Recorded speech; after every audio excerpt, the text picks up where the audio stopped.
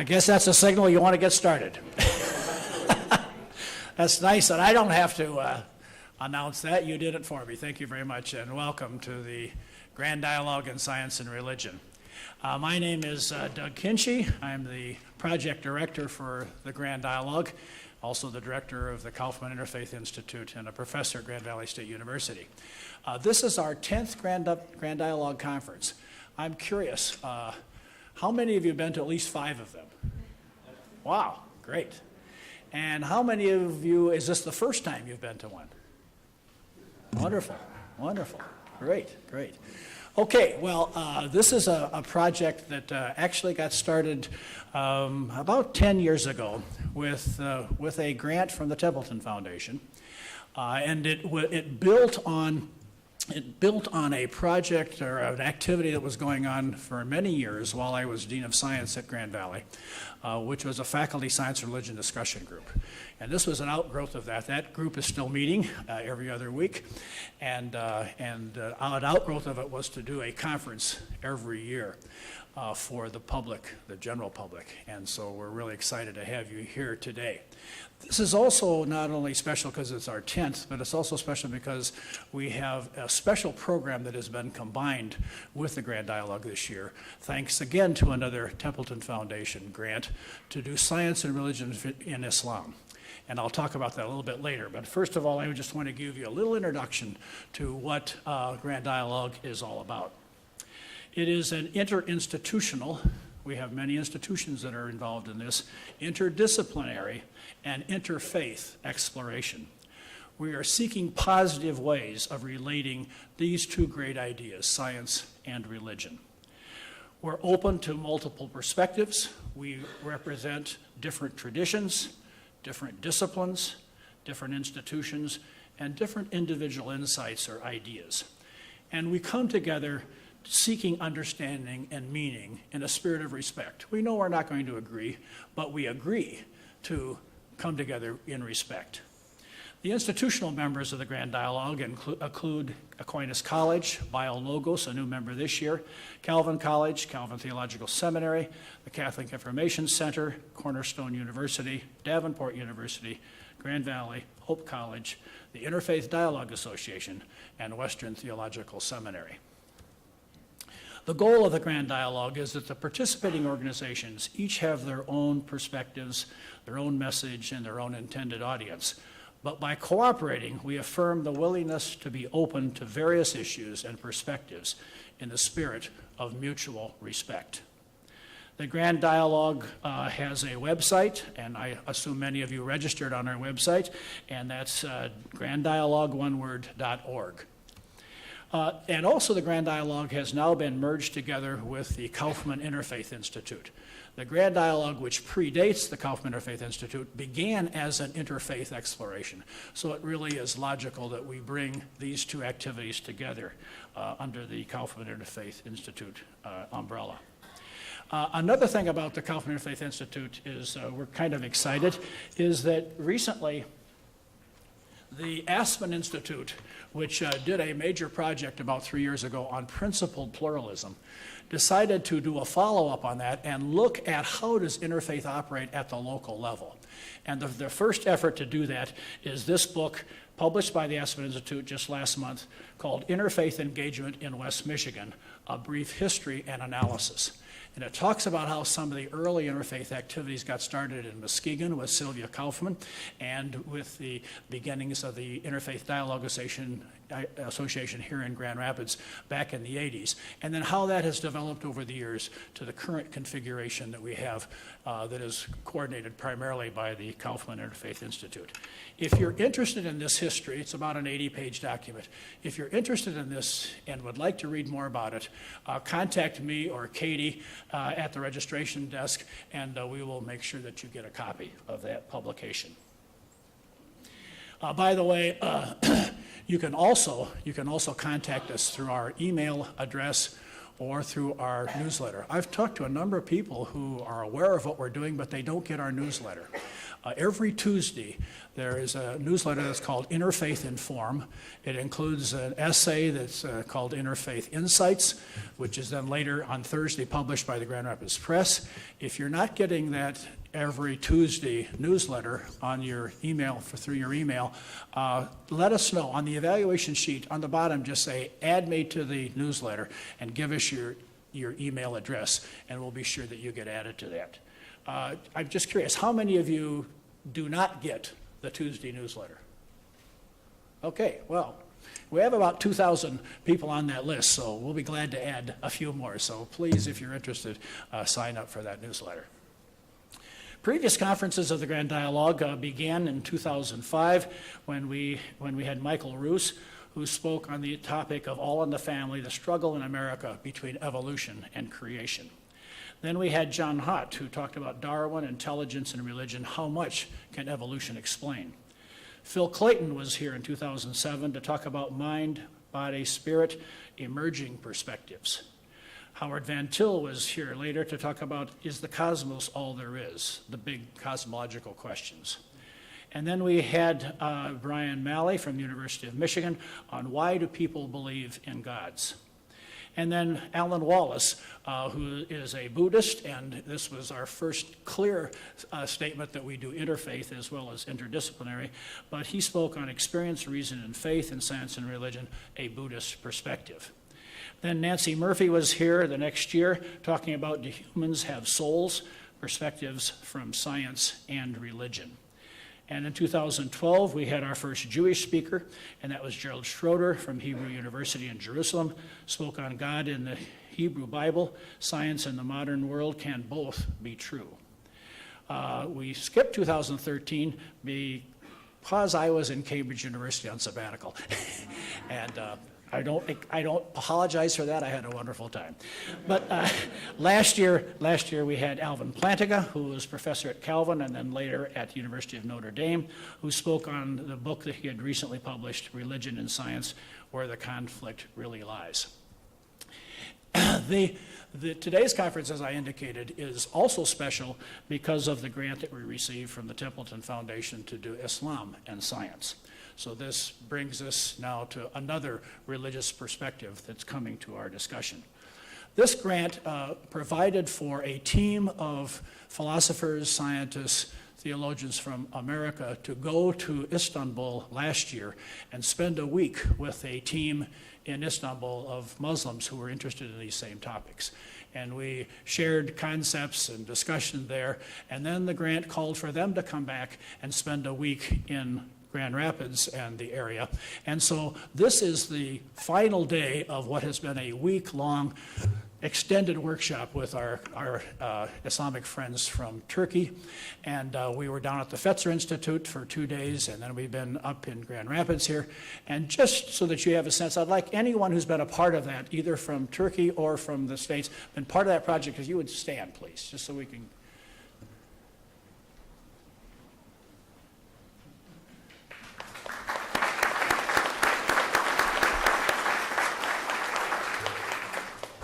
Kelly, you were part of that. You could have stood. Kelly was actually the coordinator and the proposer of that grant. Kelly is a senior research fellow at the Kaufman Interfaith Institute and really conceived and created this program. So we're very excited that this is a component of this larger project that's underway and that will continue for another year, and we hope will be the beginning of other kinds of international programs that we'll be pursuing. So at this point, I'm going to ask Kelly Clark to introduce our speaker, and the theme is this year is Can a Muslim be a Darwinian? Kelly?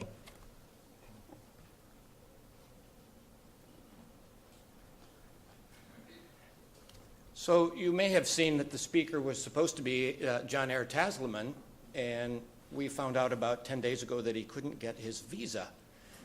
He's a public media figure in addition to being a philosopher in Turkey, and he was not able to secure a visa. Evidently, Homeland Security considered him some sort of risk. And so in a classic case of bait and switch, we have a student, colleague, and collaborator of his, Enis Doko, and it's our privilege to have him here. I'm really pleased that this has worked out to have Enis speak here today. I met Enis last year when we went to Turkey for the first time, and we were trying to identify scholars who might be the future of Turkish philosophy and Muslim thought in Turkey. And Enis really rose to the top. And it's been terrific getting to know him over the past year, and we're pleased he's made it here. I don't know if you saw the slides, but Enis is quite different from all of the previous speakers. For example, he's the first Macedonian, I think, that's ever spoken at this conference, if I'm right, Doug, is that right?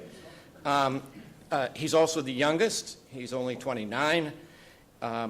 He also, unlike probably any of us in this room, he speaks 4 languages, Macedonian, Turkish, Serbian, and English. We Americans manage to do okay in our one language, and Enis does well in all 4 of his. And the other thing I notice is that I think Enis has more hair than all of the previous speakers put together. So I think you'll notice that difference as well. Enis has nearly completed his degree in theoretical physics. He's almost done with his Ph.D. He didn't have to take classes in philosophy to be recognized as competent in philosophy, and will be taking a position in the philosophy department at Yildiz Technical University in about 4 months. And to his credit, he's already managed to publish 2 books in philosophy, and you may have noticed them in his biography, Religious Ingenious Isaac Newton and Presuppositions of Science and the Quran. So he's extremely well-credentialed both in science and in philosophy, and it's our honor to have him speak to us today. Welcome, Enis.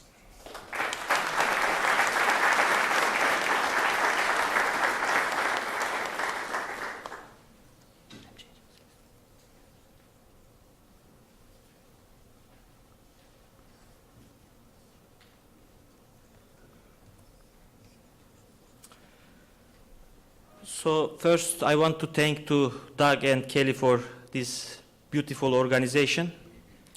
It was really great to be in United States. This is the first time I came to United States, and they were really perfect in every sense. I want to thank Templeton Foundation for making this project possible. And I want to thank Homeland Security of United States for not giving visa to Taslaman.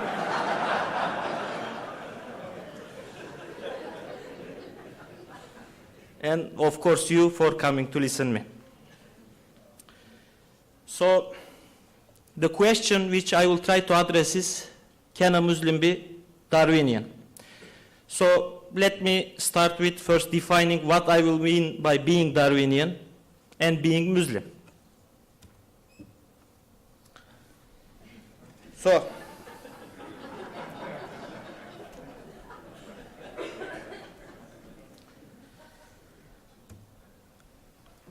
let's start with what I mean by being Darwinian. First, you have to believe that species change over time. You have to believe that species derive from common ancestry, and that Earth and life are old. So I would say if you believe to these 3 statements, then you believe in theory of evolution. Of course, there are different types of theories of evolution. I would add a 4th belief, that this evolution operates through mutations and natural selection. So that would make a real Darwinian. You can be, for example, Lamarckian by believing these 3 contentions. So I will add that 4th belief. If you believe to these 4 statements, then you are a Darwinian. Then how can you be a Muslim? So usually when I read the Christian books, they will start with the claim, we will defend mere Christianity. So you can ask, what is mere Islam? So of course there are different kinds of sects inside Islam, different kinds of beliefs, but every Muslim will believe that Quran is word of God. So that's, in my opinion, what makes a person Muslim. Taking that Quran is God's word and accepting every single verse in the Quran as God's own statement. So that's agreed by all the Muslim sects. So that will be my focus. I will define a person as a Muslim if he takes all the verses in the Quran very seriously.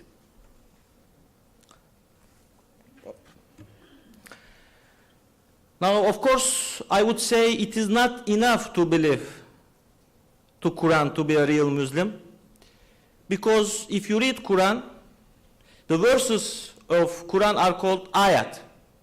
It means sign in Arabic, and it is the parts of Quran. The verses of Quran are called ayat. But if you read Quran, you will notice that ayat is not only used for the parts of the Quran. It's also used for the natural phenomena. So God in the Quran does not make any difference between the verses of the Quran and the natural phenomena. So a Muslim, not only he should take Quran really seriously, but he should take the natural phenomena as seriously as Quran. Because for God, there is no distinction between Quran and the natural phenomena.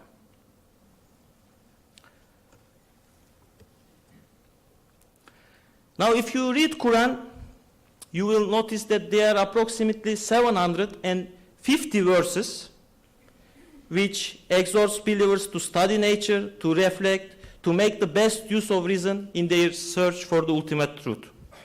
750 verses say, look at nature, think about nature, make an observation. So, taking nature seriously is an important part of believing Quran.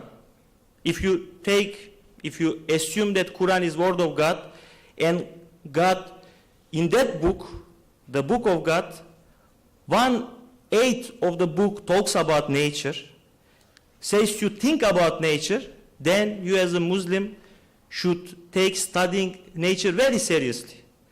There is no more stated thing in the Quran than studying nature. 1/8 of the commands of God are about thinking and studying nature. So if you take the first statement as being Muslim, you should take science very seriously. There are even verses in which people are described thinking about the creation of the universe constantly. During their sleep, during their walking, they constantly think how God created the universe. So, thinking is a very important thing. Some Muslims will say, take the Quran, read, that's enough. But Quran, if you read it and take it seriously, then you have to think about the creation of universe, creation of life. I will show some verse in which God says we need to try to find out how God created life. So for Muslim, there is no option other than taking nature, science very seriously. We cannot think just by reading some verses from the Quran and taking the traditional sayings and take it like a belief of Islam. No, we need to also look at the nature. That is what Quran commands us to do. So I want to make some quick remarks because usually people misrepresent my views, so I want to make sure that everyone understands what I want to say. First, I don't claim that theory of evolution follows from Quran. I will claim that it is compatible with the Quran. Some people will try to defend certain scientific theories starting from the Quran. I'm not going to do that. I'm not going to claim that Quran is putting forward the theory of evolution. And you need to notice that Quran can be compatible with some incorrect ideas. Saying that theory of evolution is compatible with Quran does not mean that theory of evolution is correct. A Muslim should believe to theory of evolution. Among the audience, there may be a Muslim who doesn't believe to the Quran, to theory of evolution. They will believe to the Quran. And they may be not interested in the topic, but you can, for example, you can be a skeptical about theory of evolution, still you can think that it is compatible with the Quran.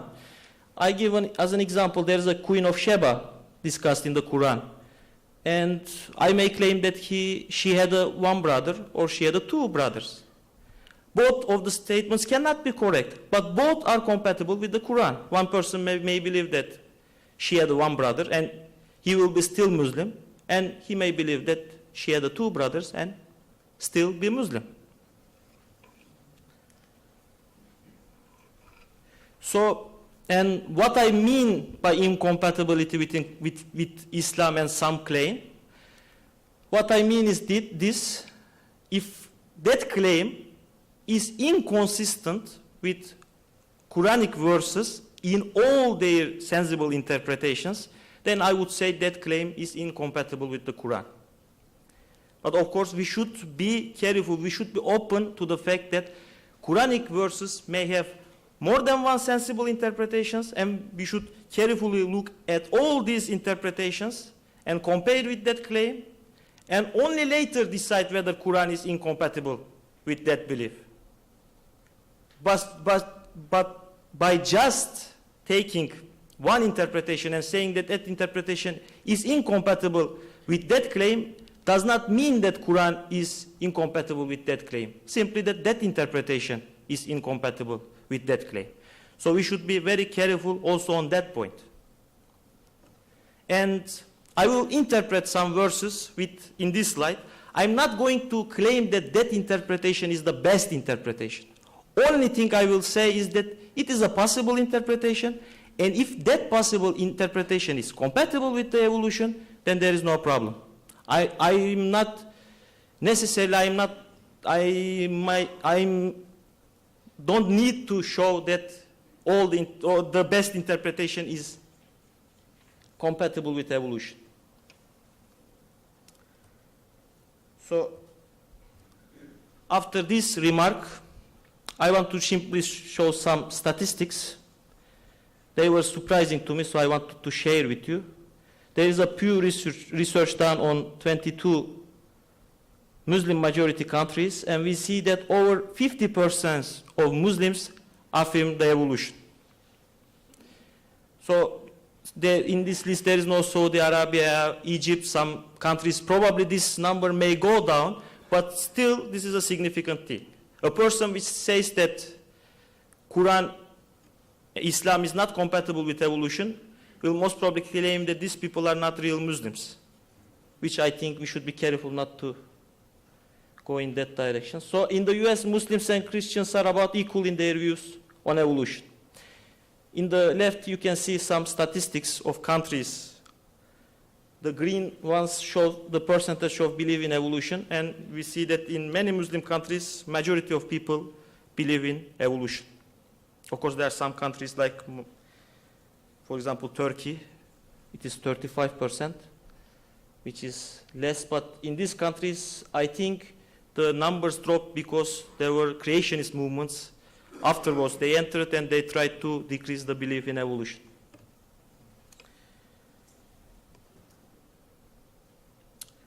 Okay, I'm not a historian of science, but I will try to show some parts of history of Islamic science, and I will try to show that there were evolutionary ideas in pre-Darwinian times.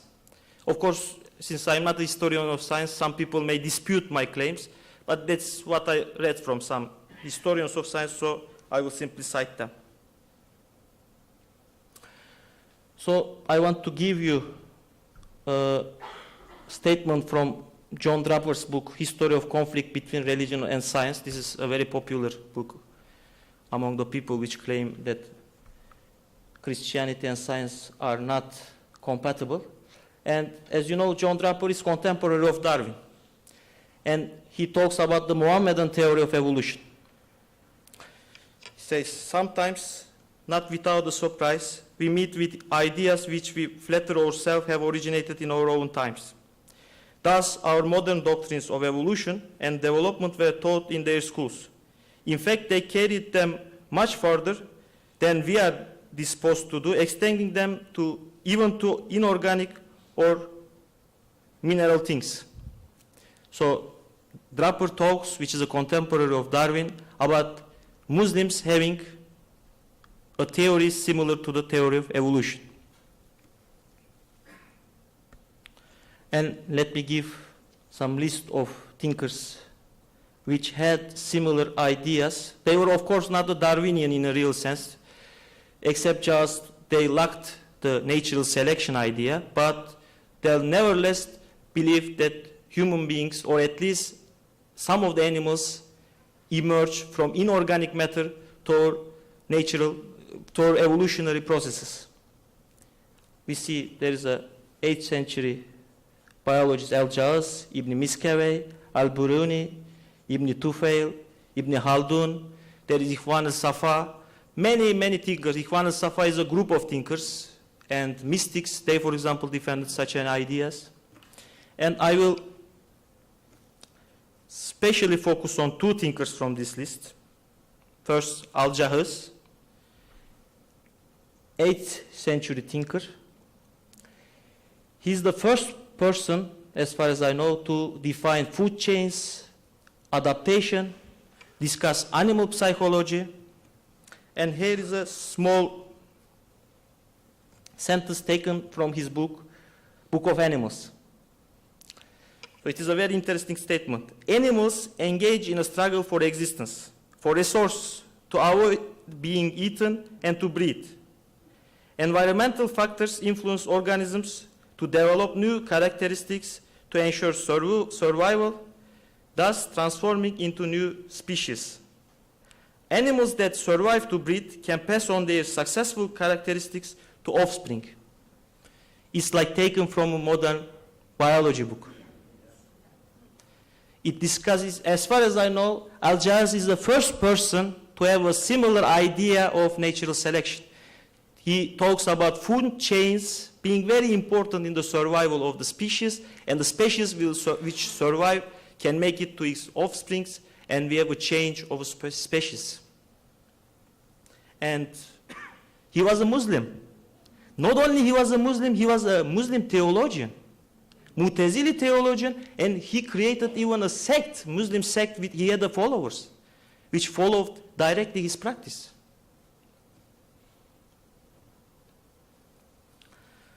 Let's take another example, Ibn Haldun. He considers the possibility that human beings descended from other animals and claim that the environment, especially he talks about geography, that it shapes the species, including the human beings. He will claim the certain characteristics of human beings are a result of the nature they live in. So nature gives us the characteristics which we have. Here is again a quote from Ibn Haldun. One should take a look at the world of creation. It started out from the minerals and progressed in an ingenious, gradual manner to plants and animals. The last stage of minerals is connected with the first stage of plants, such as herbs and seedless plants. The last stage of plants, such as palms and vines, is connected with the first stage of animals, such as snails and shellfish. The animal world then widens, its species become numerous, and in a gradual process of creation, it finally leads to man. So we see that man comes from animals and at first from inorganic matter. Even he talks about the possibility that humans come from the world of monkeys. Muslim historian, and everyone will agree that he was a Muslim. No one will claim he wasn't Muslim, but he believes in ideas which are very similar to the theory of evolution. Well, not a scientist, not a thinker, but most probably the most famous Muslim mystic, Rumi, which lived in 13th century. He has a very interesting poem. He takes the idea of evolution and tries to give a spiritual message through it. So you see how popular that idea was. Even a mystic knew that idea. It's very similar to the Ibn Haldun's claim. This is actually 2 centuries before Ibn Haldun. But he talks about the possibility of evolution, about humans coming from the animals and animals coming from vegetables. So no problem with it. And he's the most famous mystic. They are followers. They are Mevlevis, Muslim followers, which follow him.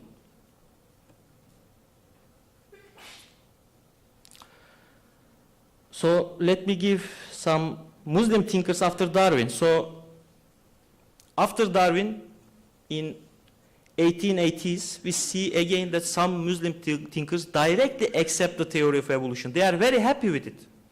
Ahmet Mithat Efendi, he's a Ottoman intellectual. He translates some of the work of Darwin directly to Ottoman language. And he's very happy. He claims that it is compatible with the Quran. Actually, it makes us better understand some verses of the Quran. There is Hüseyin Al-Cizr, Said Ahmed Han. Ismail Fenni Ertuğrul is different than others in the list, that he doesn't believe in theory of evolution. He criticizes it, but he is very careful to make the point that Islam is compatible with the ideas Darwin is defending. I don't believe them, but Quran has no problem with accepting it, and he tries to show it by analyzing the Quran. So we see that Muslim intellectuals, they don't react to the Darwin's ideas. They are very happy to accept it, and some of them, like Ahmet Mithat Efendi, are aware that there was a Muslim tradition which believed to similar ideas. So that was about the history. Let's engage Quran and see whether there is anything in the Quran which contradicts theory of evolution, whether there are interpretations in the Quran which are compatible with theory of evolution. I will ask some interesting questions, and usually some Muslims get angry when I ask these questions. I want to remind them a story of Prophet Ibrahim, which is mentioned in the Quran. Abraham is a thinker which likes to ask many questions. When he sees God, when he speaks with God, he doesn't see of. He asks the question, how you will create us again? And God is not angry. Tries to answer that question. He considers the possibility, can sun be God? Can moon be God? And he thinks about it, and Quran gives this as an example. God is not angry to Abraham for asking the question, can sun be God? To the contrary, it gives that example to ask. So we can be free to ask, to think that possibility. So I will ask some questions following the Prophet Ibrahim, like the example given to me by God in Quran. I shouldn't be afraid to ask questions, because God encourages me to do it by showing me the Ibrahim as an example, Prophet Abraham. Why God gives me that like an example in the Quran, if I shouldn't do that? And God is not angry to Abraham for doing that. So let's start with the easy claim that Quran and Islam is compatible with old earth thesis. So I give 3 statements which a person should believe to be Darwinian. So one of them was that earth is old. So this is the easy point, because in Islamic tradition there is no chronology of universe like in Christian tradition, that of Usher's chronology. As you should know, there is Usher, he was, I think, 18th century thinker, thought that universe should start at 4004 BC based on some arguments in the Bible. It's always interesting to me that it was created in the 17th century, so many centuries Christians didn't know that chronology. So how it was in the Bible, it is always confusing to me. I didn't make a deep analysis, and that idea was so popular that people used to put that date to their Bibles. It was printed on the Bible, and I think that's one of the reasons which Christians oppose the theory of evolution, at least young earth creationists, I will say. But there is no such a problem in the Islamic tradition. We don't have any official chronology, and no one tried to give such a chronology. Actually, some early Muslims, they thought that universe is eternal. They were philosophers. They were very much influenced by Aristotle, and they defended that universe is eternal. And the opponents which claimed that universe began in time, they will not insist over date. They would be perfectly happy with it. And they will usually cite some verses from the Quran to show that we should expect a very old earth.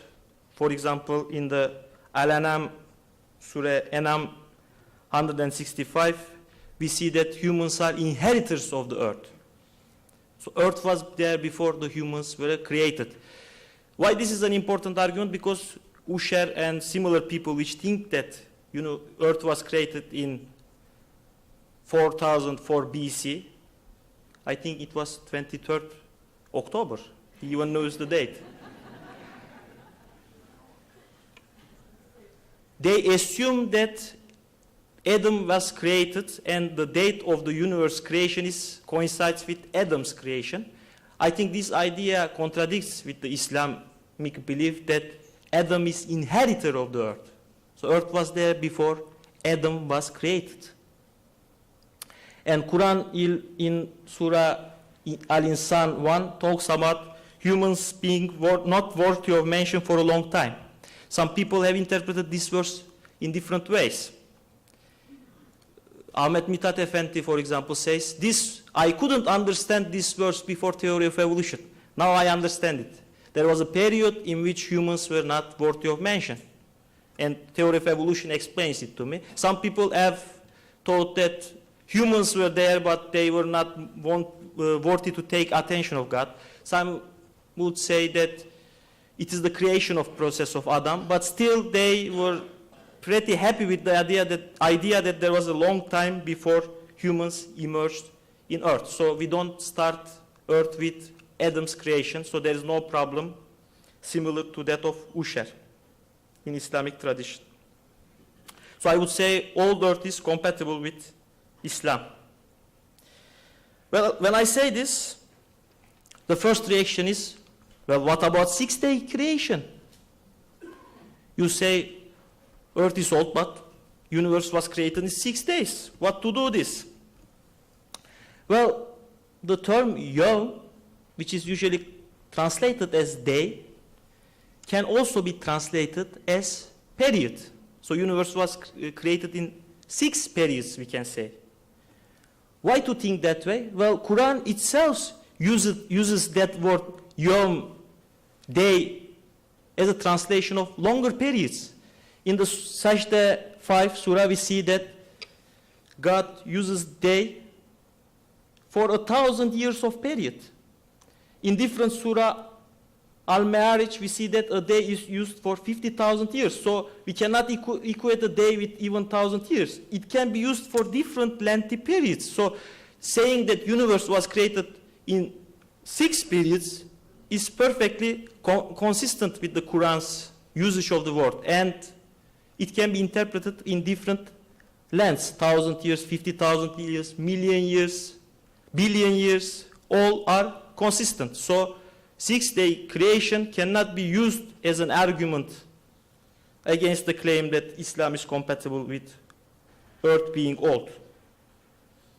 And of course, you should be aware that Quran is different than Genesis. There is no similar chronology or description how God created the universe in Quran. So we don't have first day it was so, second day it was so. There is no such a description in the Quran. Okay, we said that species change over time. So is it consistent with Muslim belief? Can species change according to Quran? Well, first, you should be aware that Muslim scholars have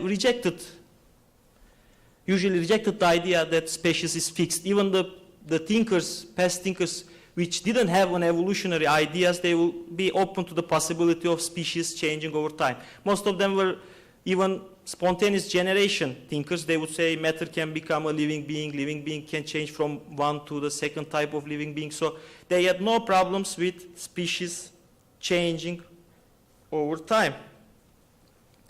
And again, I think we can give examples from Quran which contradict with the claim that species are fixed. If you read Surah Araf 69, it talks about the people changing after Noah. They were stronger than the early people. Quran we talk that after Noah, people were made stronger. They were a little bit different. So we see even humans can change over time according to the Quran. In, again, Noah 14, we see that We are created in stages. So some people even have interpreted again this verse like showing that there is some kind of evolutionary idea in Quran. Some will say that this is embryologic change, so we were sperm, then we become babies, then we become, this is what Quran means by stages. Perfectly fine, that may be the interpretation. But some people have interpreted like coming from different species, because Quran, when it puts this verse, he doesn't talks what he means by stages. So this interpretation and that interpretation is perfectly consistent, and one can use, I think, this verse to think that species can change over time, including we humans. We were in different stages. At least even if we take it embryologically, we see that there is no problem from Islamic perspective, because we changed over time. We were different beings.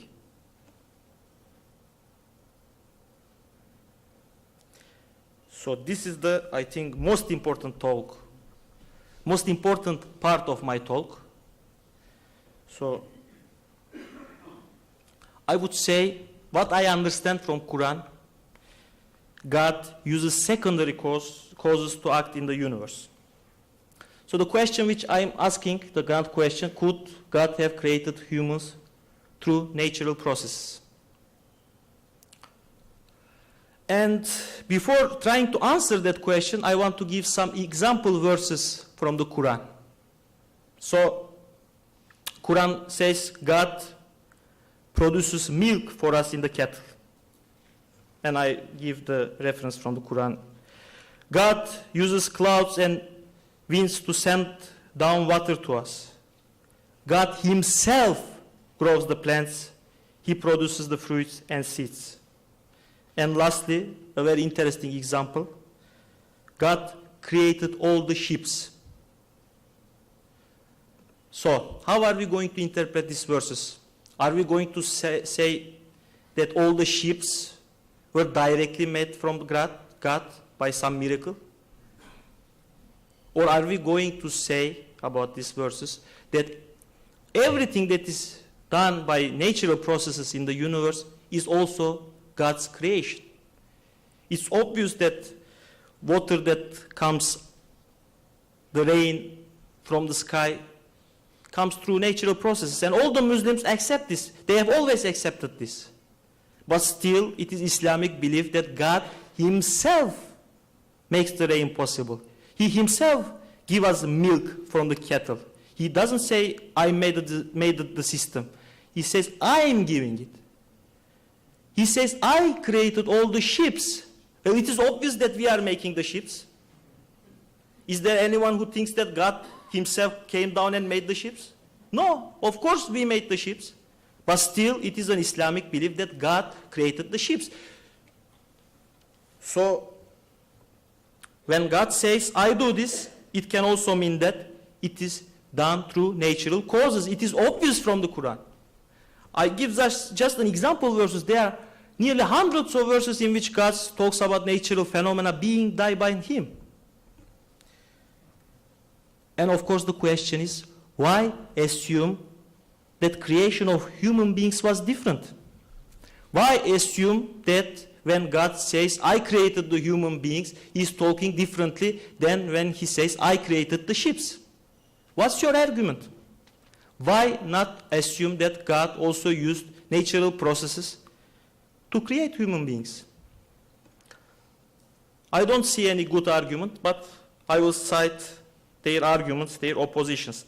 But before citing the arguments, I want to again use Quran's way of approach, thinking about the subject. God says, think how I created the universe. He talks about us trying to find out how life was created. So let's ask the question, how life was created? One answer is, of course, theory of evolution. Different versions, Lamarckian, Darwinian. And there are two other answers which I can think of. One is this sculpture model, which some people have in mind. God has hands, he takes clay, and he makes human beings. When I was a child, in mosque, I asked the imam, the preacher, how human beings were created. And he told me exactly this story. He even told me, well, God, when creating, he had a very bad time in creating the nose. It was very difficult to shape it. And I almost was losing my faith. So we are saying God is perfect, and I really made the research. You can find this explanation in Muslim literature, but it has no connection with Quran. Even in the hadiths, you cannot find this. There are some very far away hadiths, but you see, this is one model, and usually people, even though they are aware, they have this in their minds. They think that God created from the clay with his hands, but this is inconsistent with the Muslim belief. I would say a Muslim cannot be both a sculpture modelist and a Muslim. It is inconsistent with the Islam. Well, what is the second alternative? You can think you can take spontaneous generation. That God created humans from the clay or inorganic matter directly. There was clay, hop, suddenly human beings, hop, suddenly birds. I think this is consistent with the Quran. No problem with it. But is it better than theory of evolution? I would say no. It can be interpreted as naturalistic as theory of evolution. An unbeliever will come and say you, well, you see, life is not interesting. Inorganic matter can easily create life. You are talking about being spatial. No difference between clay and you. Clay one moment and you in the second moment. So it is not a better idea than theory of evolution. So we as a Muslims, when we ask this question, we should consider all the possibilities and be aware that theory of evolution is not the worst model. Perhaps it can be even the best model. So let's come to the great question. What about Adem, it is Adem, being created from the clay? Well, creation of Adam through clay is mentioned just once in Quran.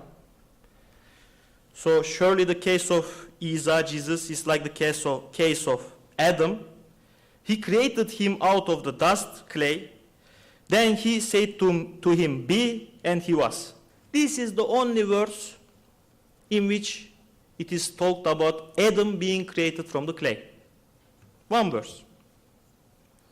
And it is a verse in which Adam is compared with Jesus. So the claim is that Jesus has a divine nature. This is a Christian belief, and Quran tries to counter that belief, and he compares Jesus with Adam. This is the point of this verse. If you read from the top to bottom, the surah, you will see, and it tries to emphasize that Jesus has no divine nature by saying that it's like an Adam. He was created from the clay. So the meaning of this is to point that we are simply made of material beings, and that himself, Adam, was created. Is like, it is material nature of Jesus. They want to point to that fact. Quran tries to point to that fact. And the thing which Muslims are unaware is that according to the Quran, all human beings are created from the clay. It is not a Muslim belief that Adam was created from the clay. We, all human beings, are created from the clay. Every single human being. And from up we see that even Jesus is included in that. And there are many verses. And if we read the verses carefully, we will understand the thing it wants to say by clay. For example, Al-Hajj 5.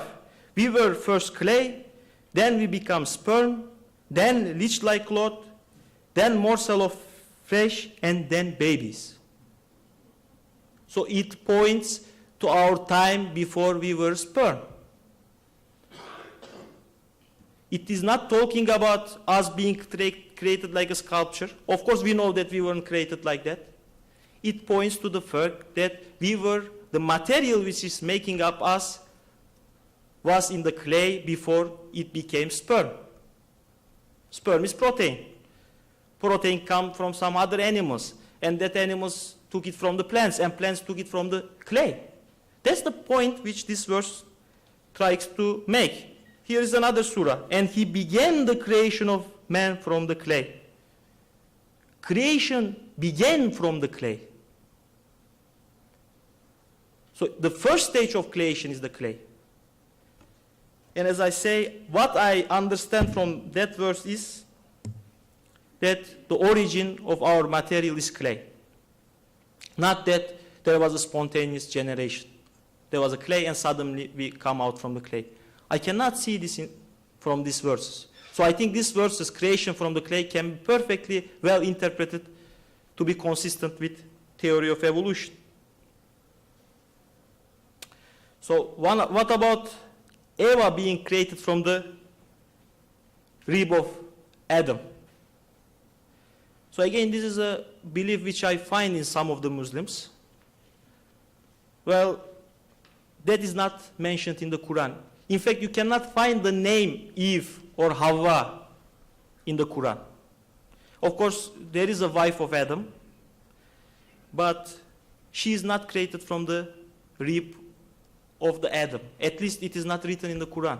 There is no mention of Hawa being created from the rib of the Adam. In fact, according to the Quran, all females were created from the nefsi wahide, like the males. So everything was created from the nefsi wahide. What is this nefsi wahide? I will try to show the alternatives, and I will choose, at least I will show that there is one which is consistent. Well, some people will say this nefsi wahide is Adam himself, so all human beings, including Eve, was created from the Adam.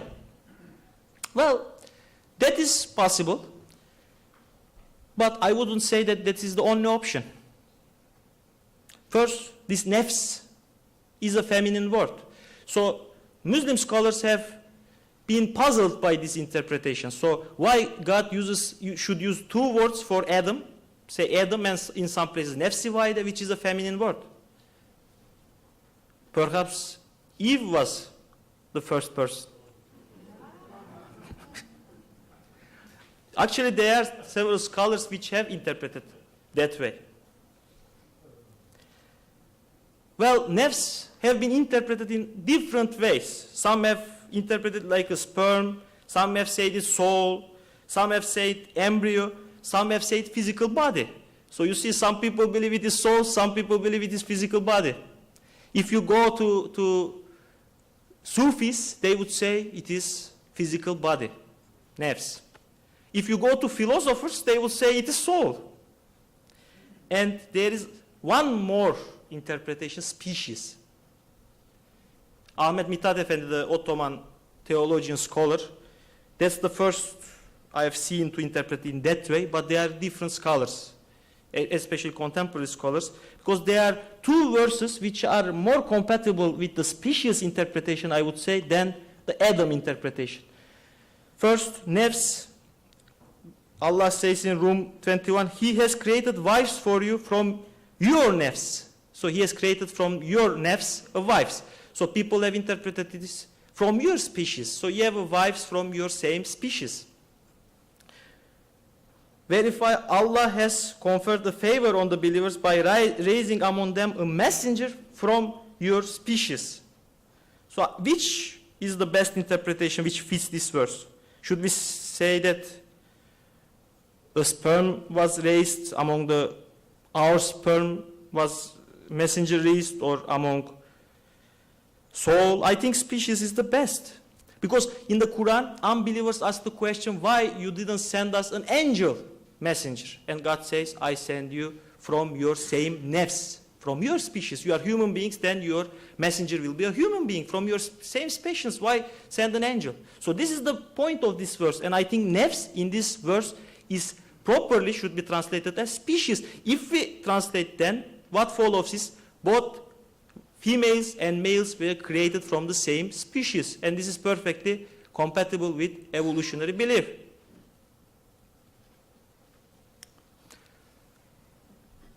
Well, then people will say, did God create Adam in heaven?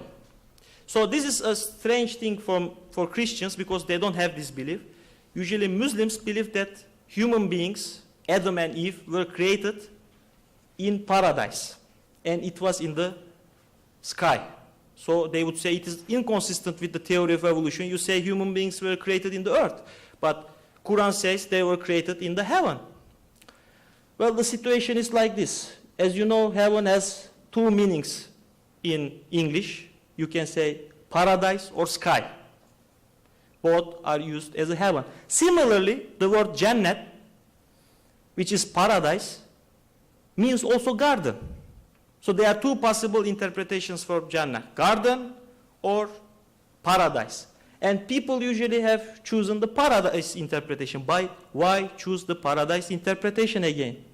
We see that word Jannah is used as a garden in the Quran. There was indeed a sign for Saba in their homeland, two gardens, one on the right hand and one on the left. Surely Queen of Sheba didn't live in the paradise, she lived in the earth. Two Jannahs, two gardens, so why not interpret the Jannah as a garden? And we know from Surah Al-Araf 20 that Adam was mortal.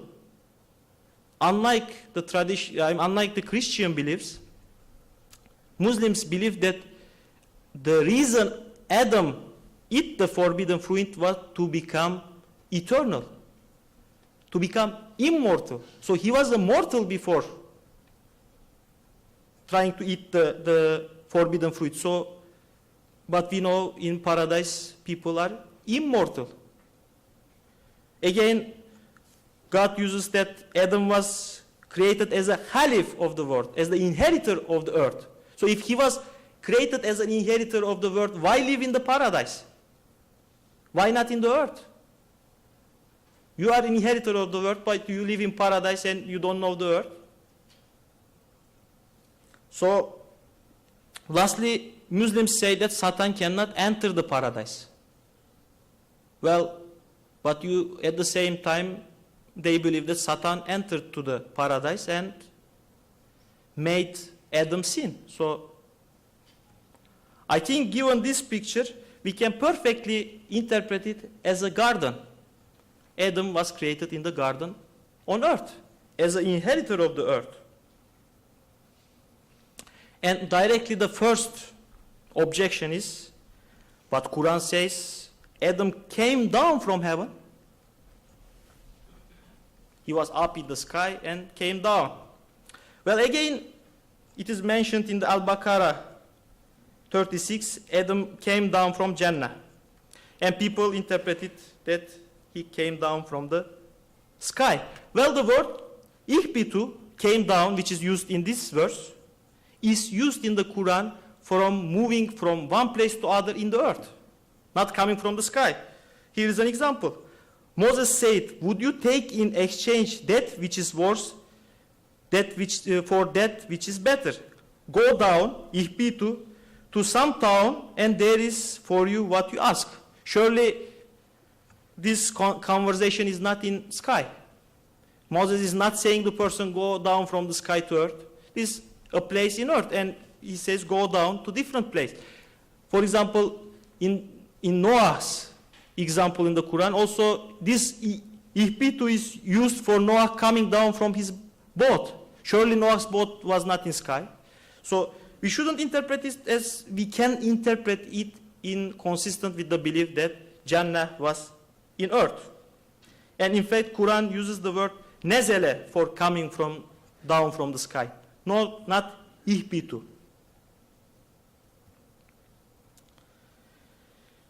Again, another argument for people which believe against the evolutionary Muslims is the word kun feyekun. So in the Quran, God said, Adam, be, and he was. So they would say this implies that Adam was created spontaneously. And this verse is again the verse which I already showed you. Surely the case of Jesus is like that, like the case of Adam. He created him out of dust, then he said to him, be, and he was. So they would say, God says be, and he was. Well, that means that there was a spontaneous generation. Suddenly Adam came from the clay. Well, I think again this interpretation is not the only interpretation. I would say it implies God's will is insuppressible. God says that, said be to universe, kun feyekun to universe, be, and it was. Universe was direct, but no one says that God saying be and universe was implies that universe was created spontaneously. No, we know that there were 6 periods. There were 6 periods to which universe was created. Why not think same for the creation of Adam? Well, actually, Quran talks about Jesus. God saying be, and it is for Jesus' creation. In Ali Imran 47, she said, my Lord, how shall I have a son when no man has touched me? So God informs Mary that she will have a son, and Mary says, how can I have a son? No man has touched me, and he said, such is the way of Allah. He creates what he pleases. When he decrees a thing, he says to be, and it is. So surely we wouldn't claim that Jesus directly came out. There were natural processes. Mary was pregnant. And this is mentioned in the Quran, the period of her pregnancy. So if we are not interpreting to be is like direct creation for Jesus or for universe, we shouldn't interpret it also for Adam. So saying to Adam be and it was does not imply that Adam was directly created. So I know that it is boring a lot of theology. It will be over soon. I was bored there too. So Quran does not mention as Adam first human being. So this is the most dangerous question I'm asking. Some Muslims are really angry when I ask this question. Is Adam the first human being? It is a worthy question to ask. It can be. I don't see that that belief will contradict theory of evolution. But we should be aware that it is not the only interpretation of Adam's story in the Quran. Some people have interpreted that Adam was the first human being to have free will, to be responsible to God. First being to be responsible for God, not first human being. Some people have interpreted that Adam was first prophet, not first human being, first prophet. And they would cite this verse, Al Imran 33. Allah chose Adam and Noah and the family of Abraham and the family of Imran above all peoples of the time. Adam was chosen above all peoples of the time. If Adam is the single being, then how he was chosen from the people of the time? People have some interpreted that Adam was a human being in a group of people. He was chosen as the first prophet. And this interpretation has been favored due to the fact that people consider that the way Allah gives us the laws about our behavior does not change with time. They would say sunnat of Allah doesn't change. And we know that it is forbidden to get married with your sister and brother. If Adam was the only human being and Eve was his wife, then they have children and they will marry each other. And this is a problem to some Muslim theologians. How can brother and sister get married? And they would favor the second interpretation because they think this solves the problem. There was no interfamily marriage. They were part of a group of people.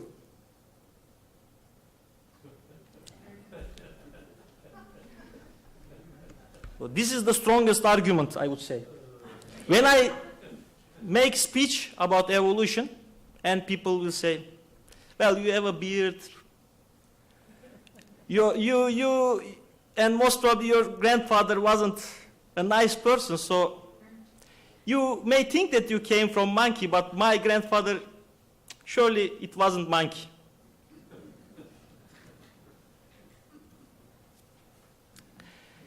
So this is the argument that evolution is against human dignity. Well, first, as a Muslim, I wouldn't insult animals. They are creation of Allah, art of God. Actually, Satan was taken out from the paradise, according to the Muslims, because he was making fun with human beings, that they are created from the clay and he is created from the fire. Well, are we doing the same thing for the animals? Do we have the right to do that? We should be humble. Allah does not love the arrogant people. So this is arrogance. We are human beings, we have dignity. How can we come from animals? And the strange thing is that they would say we came from the clay, but we cannot come from monkeys. Is clay really more valuable than monkeys?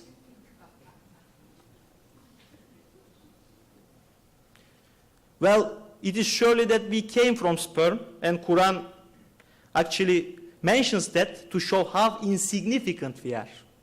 We came from the sperm and you are insignificant. Surely sperm is not more valuable than monkey. Everyone was sperm, so no matter how handsome you are. And Quran says some evildoers are worse than animals. Some evil people are worse than animals. Claiming that you are better than animal does not make you better than animal. You should be a good person, not be proud with your handsomeness or your material. How much time do I have? 5 minutes. So I wanted to discuss also some arguments against the evolution. We can stop whenever you want, just. So some people, well, this was the theological arguments. Now I will analyze some philosophical arguments against the theory of evolution. Well, some people will say, all good God will not use natural selection because it involves too much suffering. There is some suffering in the evolution. There are species which are eliminated by the natural processes. There are mutations which are harmful for the being. They will be also harmed. They will suffer. So there is too much suffering in the evolution. Well, I don't think that theory of evolution really makes the problem of evil worse. We know that there is a lot of evil in the earth. Actually, if we believe this argument, we should be unhappy in every new species is discovered. We discover a new species, now we know that there are more suffering in the earth. Then we should say we shouldn't be able to discover new species. Every single species is contradicting with the belief in God. We already know that there is a lot of suffering in the earth. If we can find a solution for this suffering, then it would be also a solution for the theory of evolution involving suffering. Even, I'm not sure that alternatives involve less suffering. Suppose that species are fixed and environment is changing. They would suffer more. If we don't have the ability to adapt to environment, to change, to pass our children the ability to live in that environment, then we will suffer more, perhaps. So I'm not sure that evolution makes the suffering worse. And as Muslims, we believe that God is all good and it is the grand architect. He is all creator. And some people, some Muslim thinkers have speculated that God created infinite universes. He is constantly creating universes. Rabbul Alamin, one of the first verses in the Quran is that God is the Lord of the universes, not of the single universe. All the universes, He is the Lord of all universes. So I can speculate that God created all the universes which are worthy of creating, in which good is more than evil. All the logically possible universes. And in some of these universes, we will have evolution. We will have suffering. But still, that suffering will not make these universes not worthy of creating. So I don't think suffering is really contradicting theory of evolution. Well, some people will say natural selection is not an efficient way to create human living beings. Thus, omnipotent being will not use evolution. Well, this thing of efficiency, I think, is a little bit subjective. Assuming that all single species were created one by one may not be the most efficient way. Rather, creating a factory which creates living beings, like the theory of evolution with natural selection, may be more efficient. You have a factory which creates life, rather than creating every single species. And of course, efficiency is important for beings with limited resources. We human beings are limited, so we should be efficient. But omnipotent being does not lack any resources. Any way is fine for him. He can choose the way he wants. So he can create whichever universe he wishes. Efficiency is not an issue for him. Why assume that God is an engineer? He may be an artist. He may want to use more colors. Who are we to claim that he must be an engineer? Just a little bit. Third objection is poor design.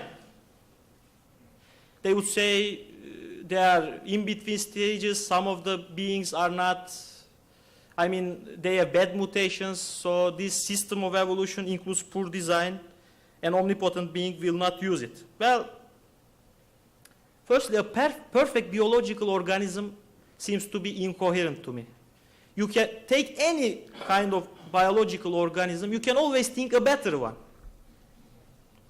One which flies with higher speed, one, for example, which lives longer, so on and so forth.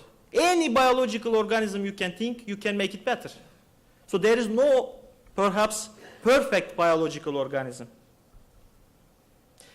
And of course, it may be the fact that, as Quran always mentioned, we are not self-sufficient beings. That is one of the main messages of Quran. There are many verses in Quran in which says we are not self-sufficient beings. And God may have made us with a little bit poor design to remember that we are not self-sufficient beings. We will die one day. We should remember that we will die one day, so we should have a headache. Otherwise, if we are perfectly healthy, then we wouldn't care much about dying. So a poor design may be a useful tool of God. We don't know that. And of course, again, God may create all the universes which are worth of creating, and in some of them, of course, there will be poor design, even if we assume that there is poor design. So the last philosophical objection is randomness. Some people will say, well, evolution implies that life emerged from random mutations, pure chance. There is no room for God. Well, first we need to understand what random means. I think Elliot Sober, a philosopher which is non-believer, puts a good definition of randomness. What is randomness? There is no physical mechanism, either inside organisms or outside of them, that detects which mutations would be beneficial and causes these mutations to occur. So we don't have any mechanism inside us which will detect which mutation should happen and makes it possible. This is a Lamarckian way. If Lamarckian evolution was correct, we would adapt to the environment, change according to the environment, and pass it through our offsprings. But theory of evolution, Darwinian, says that we don't have such a mechanism. Mutations are random, in the sense they are independent from our needs, and the ones which are suitable are chosen by the nature. So and people will say this contradicts with God acting in the nature. I would say no. And there is very interesting that people react to this random. They don't react in the random in quantum mechanics. In quantum mechanics, we constantly talk about things being random, and theologians love the quantum mechanics. They will say God uses quantum mechanics to enter to nature, to act in nature, but not this random. First, God, we again think God like an engineer. If you want to fix a species, you should act to that species. Why? God may change nature. he may want to use nature as a creation tool. Isn't it a greater way to use nature rather than fix the human being? God fixes nature, so nature chooses the good species and creates us. Why not use this approach? Why assume God should act in our mutations or genes? Or assume just that God created the perfect environment which is necessary to create us? I cannot say the first choice is God's choice. Second one can be perfectly fine. And God need not intervene to create life, in my opinion.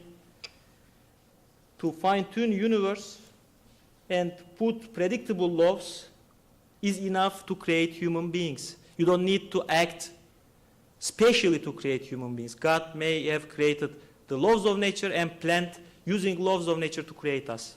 It's perfectly fine. And even, again, God may have created the multiverse, thousands of multiverses, and in one of them, life will eventually emerge. God may have chosen to create us like an artist again. Use a lot of colors, create a lot of universes, in one of them we will emerge, and we won't be able to detect his intervention. So I feel that you are bored, and I will finish the talk with a verse from Quran. Say, travel through the earth and see how God did originate creation.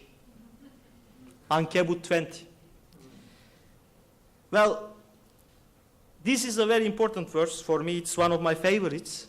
You will see that some Muslims think that Darwin was antichrist. They are people which believe in that way. I'm always surprised.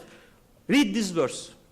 You believe that this verse is Allah's sentence, God's sentence written for you. And if you believe that God created spontaneously, it was a miracle, the creation of life, we cannot detect it, then is God lying us? Is God saying, go out and look for how life originated, and we will go out and we won't find anything? I think this is the proper Muslim approach to the issue. God has told us what to do. Go and search for the evidence in the earth for life's creation. And Darwin did that exactly. Look at his path. He traveled all around the earth, like Quran is saying, and searched for the life. We should love Darwin. He followed the command of the Quran. Thank you very much.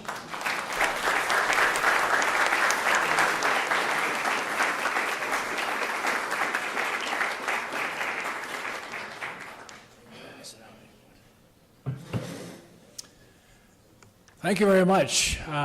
Very enlightening, very stimulating, and maybe a little bit controversial, we'll see. But we look forward to our discussion. To begin our discussions, we're going to ask two people to be respondents. And first, I invite to the table Deborah Harzma. Deborah is a physicist, was professor of physics and astronomy at Calvin College, and is currently the president of BioLogos. And the second responder will be Dr. Mohammed Salah, who is an internist in Grand Rapids and a faculty member at Michigan State University and a member of the Islamic Center on East Paris. I'll ask Deborah to respond first, and then Mohammed can follow, and then after that we will have questions and answers from the audience. So Deborah?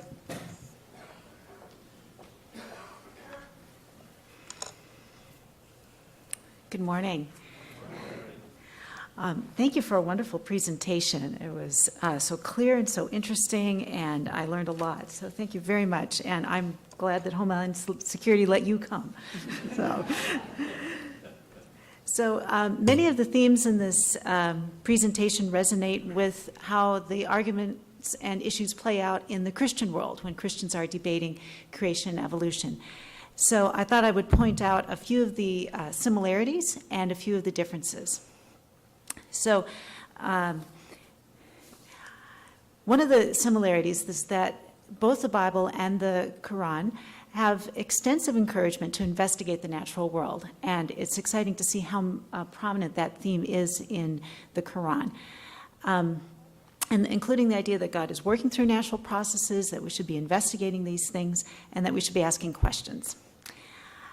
And of course, that was prominent in the beginnings in the scientific revolution in Western Europe. People like Galileo and Boyle saw their Christian faith as being very integral to their scientific investigation. Now, something you didn't mention, maybe you want to comment on, is there's also a lot of similarities in how we would reject the way that a lot of people have added other worldviews onto the science of evolution. So both Christians and Muslims would reject so many of the atheistic implications that people draw from evolution, social Darwinism, militant atheism, the idea that evolution has somehow replaced God.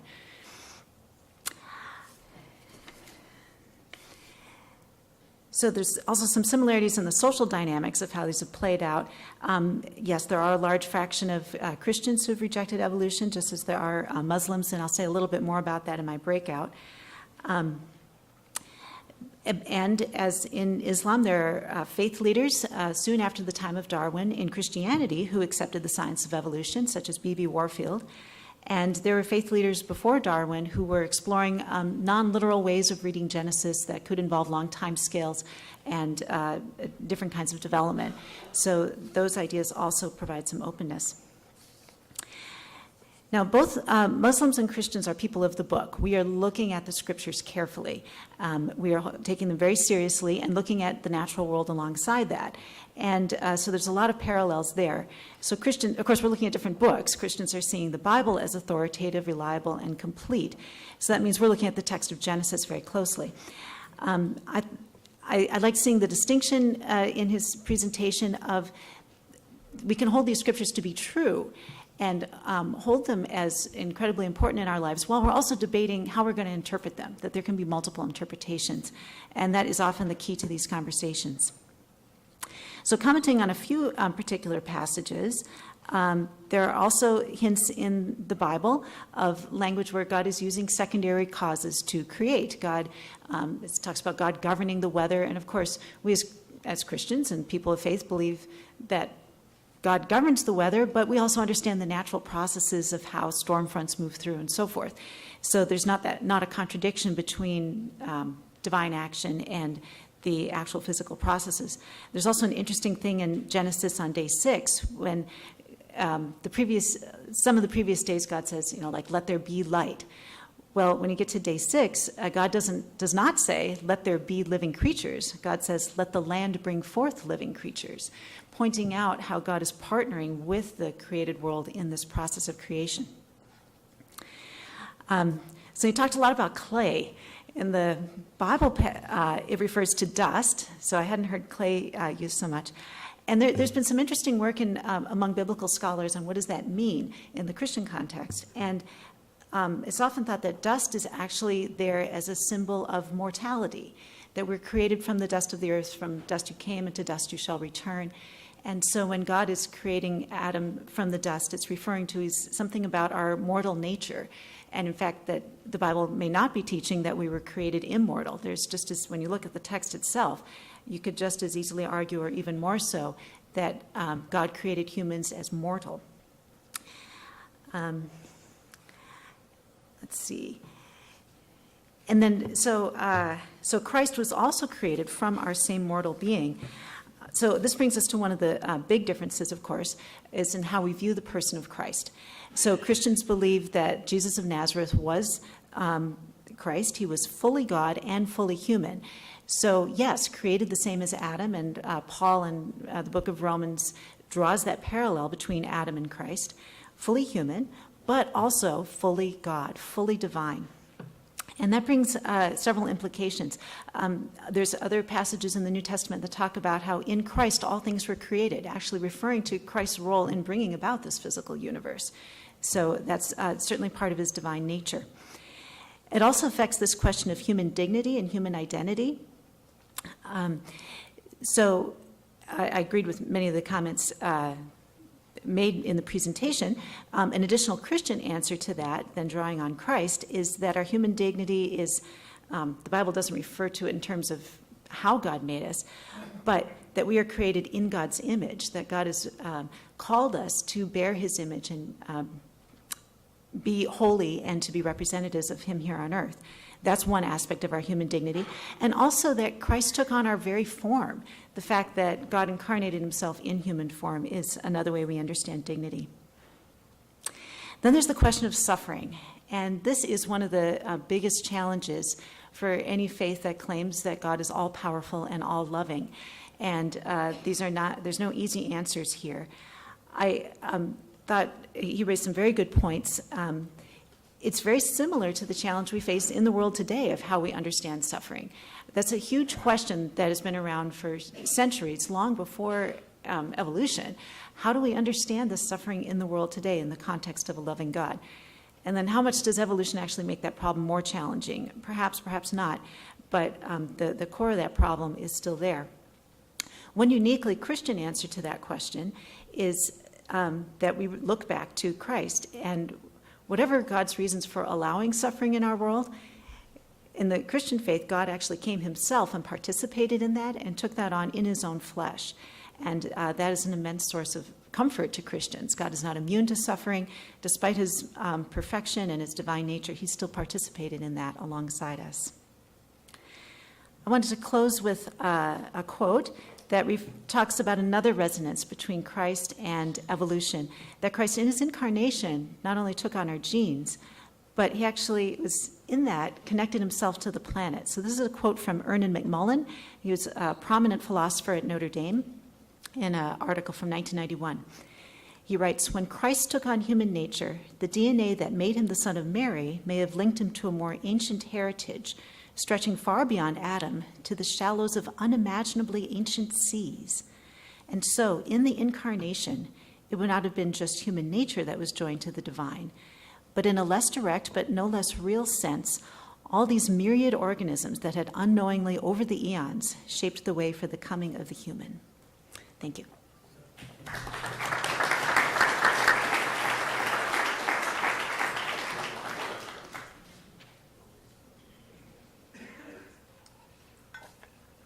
Thank you, Adem, for a great presentation. Actually, I learned a lot from, even being a Muslim, I learned a lot from you from this presentation. I have also one correction about Kelly saying that he's the youngest presenter. And, I mean, I have to ask me about my age first before you say he's younger. Just kidding. Maybe he has more hair, that's true, but... Okay, so going back to my response will be very easy because I agree with most of what he said, maybe very, very minor correction. I just go back to the history. I mean, there was always mistrust or distrust between religious scholars and scientists. So this goes back to the thousands of years, and also it is true for any religion. And I can tell you, if I'm speaking about Islam, Islam lived its peak when there was actually collaboration between scientists and Muslims. For example, if you go read about Baghdad and about 10 centuries ago, I mean, Islam was flourishing at that time because there was a collaboration between Islam and science. And the same thing with the Muslim empire in Spain, in the Andalusia. I mean, it reached its peak when there was collaboration between Islam and science at the same time. So again, being a Muslim, I mean, and I agree with him 100% about actually when you read the Quran, actually sometimes you think you're reading a science book. I mean, there was so much science in the verses of Quran about the creation of Earth, the universe, sun, the moon. There are so many scientific or science-related verses in the Quran that sometimes you think you're reading a science book. But at the same time, also. We have to believe in the miracle of God. So, I mean, God likes systems, so everything actually goes in a system. The solar system, the lunar cycle, everything goes in a system, but also there's miracles. And actually, Adem mentioned two miracle births we talk about in Islam, which is the birth or the creation of Adem and also the birth of Jesus. So those are specifically the two humans that God selected as a miracle. We believe in Islam. The Adam miracle being created from clay, and the Jesus miracle having only just a mom. All of us know that in our mind, any creation has to have a father and a mother, but those are the two creation that God selected and have a miracle. And again, miracle being used throughout the years for many religions. Like, for example, Jesus had so many miracles. He was healing the blind. He was able to raise the or give life to the dead person. So we do believe in systems as a Muslim, but also we believe in the God's miracle. And then the creation of Adam and the creation of Jesus were miracles. And then also I'd like to mention, I think Adem did mention briefly about the Surah Al-Baqarah, the second chapter of the Quran. There's a very nice dialogue between angels and God, because when God decided to create Adam from clay, he told the angels about that. And angels, I mean, in the Quran, always angels being 100% followers to God. There was no one single mention of them being arguing. But actually, this verse doesn't show an argument, but saying, trying to say, to confirm that God made a decision to create humans or human as we know about, like human beings, like all we are. So angels came back to God, said, God, are you sure? Don't you see what other creation did on earth as far as fighting and wars and spilling blood? So actually that proof that there was a pre-human creations on earth before Adam. So being a Muslim doesn't mean really, I'm not saying Darwin was wrong, but I'm saying having the miracle of Adam, actually it's compatible with Darwinism. So there was a pre-human creation, which is basically based on that argument with the dialogue between God and angels when they said, don't you remember what happened when we had previous creations on earth? They created havoc, and there was a fight and wars and spilling blood, but at the same time God said, I know more than what you know. So that's what started the creation of Adam. And even when also he mentioned Satan or the devil, when he was arguing with God, said, because God ordered all the angels to bow to Adam, except Satan said no, because I was created from fire and he was created from clay or from dust. So I'm more honorable. I cannot bow to him. So again, going back, just try to conclude here. Believing in the evolution doesn't mean that it's incompatible with Islam or incompatible with the creation of Adam. God likes system, but at the same time also there's exception, there's miracles, and believing in those miracles is part of believing and being Muslim and believing and practicing my religion. Thank you.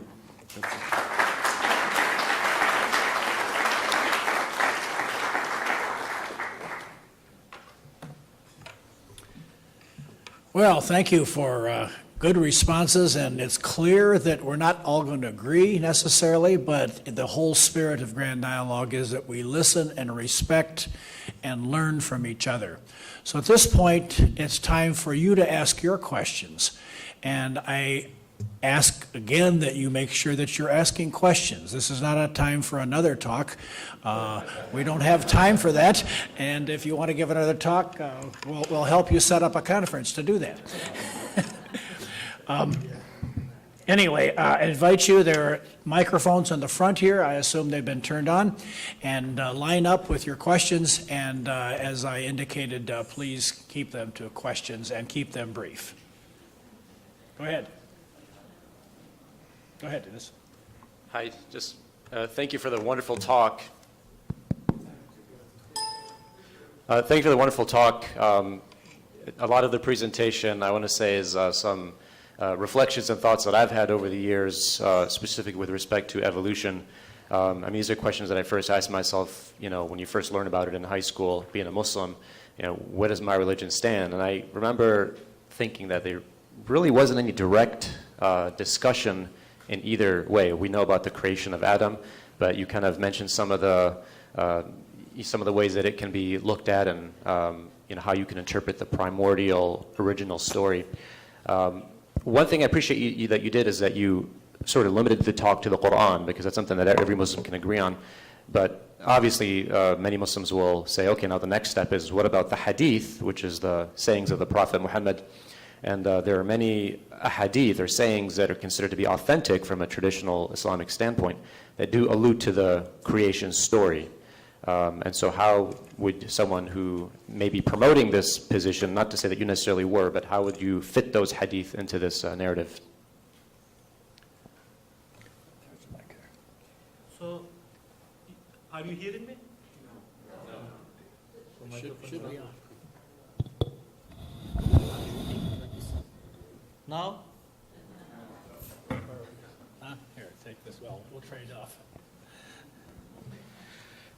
Well, the point, the reason for choosing Quran was that, as I said, that's the mere Islam. Every single Muslim will accept Quran. But when you go to Hadith, the things change. You can find that for every single Hadith, you can find the Muslim which has rejected that Hadith. But I think there is a particular problem with this Hadith is about creation of Adam and Eve. These are Israelite mostly, what we call. They are taken from the Old Testament and have been put to the Quran and has been mostly rejected by the Muslim scholars as being Israelite. So most of the hadiths I will say about the creation should be carefully interpreted, whether they are really Muslim way of saying or not, whether they are consistent with Quran or not. I think you will find that most of them are not consistent with the Quran, not the story of creation of Noah being very difficult. Will you accept that hadith? No. Never heard of it. Yeah, but there are similar hadiths, so when it comes to hadith, we should be very careful whether it is Israelite, taken from the Old Testament, or it is consistent with the Quran. And I will say, when we do this analysis, we can find again the consistent interpretation similar to the Quran. Okay, I think to solve our problem, John, I'll ask you to go over to that mic. And no, go ahead, you're first in line. And we'll just have one line on that side. And then that'll solve our mic problem without trying to pass it back and forth. Okay, John? I have a question about, John Cooper. I'm a Christian, and I have a question about the Islamic view of the soul. So do you think that the soul evolved through natural means? And I ask that question because it's my understanding that Islam thinks that human souls continue to exist after death until the final resurrection. Am I correct about that? So that the soul, even if it is not immortal, separates from the body. And could a naturalistic evolutionary account of human origins entirely explain the soul? Or is it the case that God caused our bodies to evolve, and then part of the miracle of human creation is that we become ensouled somehow? Mohammed, do you want to respond to that first? The soul, we also think it's a creation from God. It's given to every human being during the embryo life. I mean, but there's a discrepancy or discussion about, is it 40 days after the semen and the egg get together, or 3 months? Anyway, but regardless, it's a creation from God given to each human being. And actually, the human being is a body and a soul together. That's why at the time of death, you're right. I mean, the body goes underground, but the soul go into a holding area. There is, again, there is some hadith about explaining that area. Some of us will be living in almost a piece of paradise until we get to the original paradise. And then some of us will have a very easy holding area because it depends on what we did in our lifetime. So to answer your question again, the body and the soul is totally different in Islam. Soul is given to each human as creation from God during the embryo and then taken away at the time of death. So that's so to answer your question, or there's any more? No, it's very good. Thank you. Well, I will disagree at this point. First, I would say soul exists, but the proper question is soul something immaterial or is it material? That's the proper question. Is soul material thing or immaterial thing? And if you go back to Kalam, early Islamic scholars, you will find that they are divided 50% on the claim that soul is something atomic, It is a property of the matter. Soul is property of the matter. If you arrange the property certain way, you will have a soul. Muslims have believed in that. And I will say maybe, mostly Kalamic scholars were atomists. They will say everything is composed of atom. Everything is material, and Kuldig's soul is material. So that's, I think, the first thing. We should be open to the possibility that soul is not something immaterial. I don't see any argument in Quran that we should assume that soul is immaterial. I would say it comes from the Greek idea. Soul is not a Muslim idea, I would say. I don't see any argument. We can discuss that, but secondly, about continuing to live after death till the recreation. Again, I don't see any good verse in Quran which will confirm that belief. If you read the people coming out from their graves in the Quran, they say we were either sleeping 1 or 2 days. We were sleeping 1 or 2 days, and we are now created. They don't say we lived 1,000 years, we waited for the day of creation to come. They will see we were sleeping. We were unaware of the situation. So I don't think that necessarily we should believe that the soul continues to live after we are dead. I don't see an argument. Actually, they seem to be unaware of their existence in the Quran. That's why I understand. I don't remember any single verse in the Quran which says they continue to live after death, the soul. So if you have a totally evolutionary explanation of humans, then you can't have a soul that survives bodily death without some sort of a supernatural miracle. Yeah, Okay. but that's a different issue. After that, what happens? God may have take the information somehow, create us in different place, wait for the recreation. So there are different possibilities. Deborah, do you want to give a Christian response? No? Okay, next question. I'm Brad Kramer. I work at BioLogos, the organization that Deborah Harzma is president of, and we're a Christian organization. And one of my jobs is I moderate our comment boards. And recently, a fellow with the username of Dubai Dreams signed up and left a rather long post. And I gather that he is Muslim, and I want to read you a little bit of what he wrote because it was really interesting. In short, these people regard chance as a god and claim that it is intelligent, conscious, and powerful enough to create living things and all the sensitive balances in the universe. When told it was Allah, the possessor of infinite wisdom, who created all living things, these evolutionist professors refuse to accept the fact and maintain that unconscious, intelligent, powerless billions of coincidences with no will of their own are actually a creative force.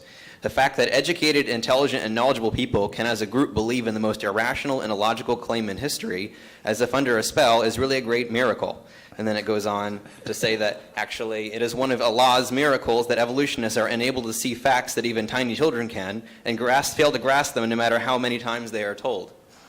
So, it's very interesting because this was posted quite recently that I'm here listening to a presentation which is almost entirely different. And yet comes from the same faith. So my question is, well, how would you respond to Mr. Dubai Dreams? And specifically his or her, I don't know the gender, claim that,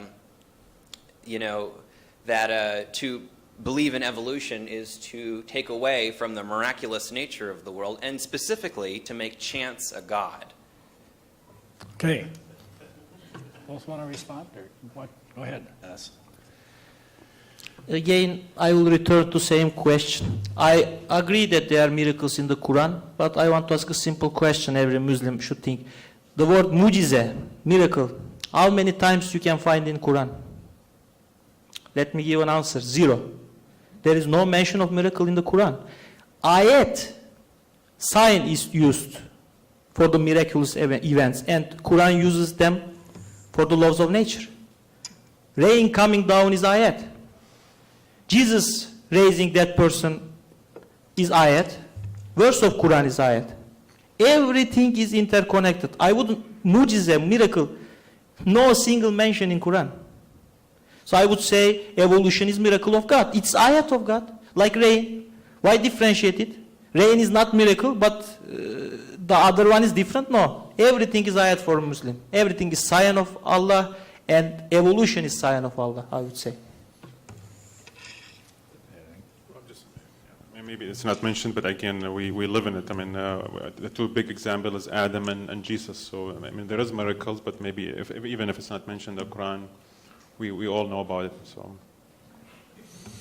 Okay, next Well, question. well, go let ahead. me just add a comment that it's interesting that we get exactly the same complaint made against us at Biologos for being Christians who accept evolution, and they're saying, how can you accept this because it's random? So we deal with this very same question, and so we will refer to a Bible verse in Proverbs that the lot is cast into the lap, but its every decision is from the Lord.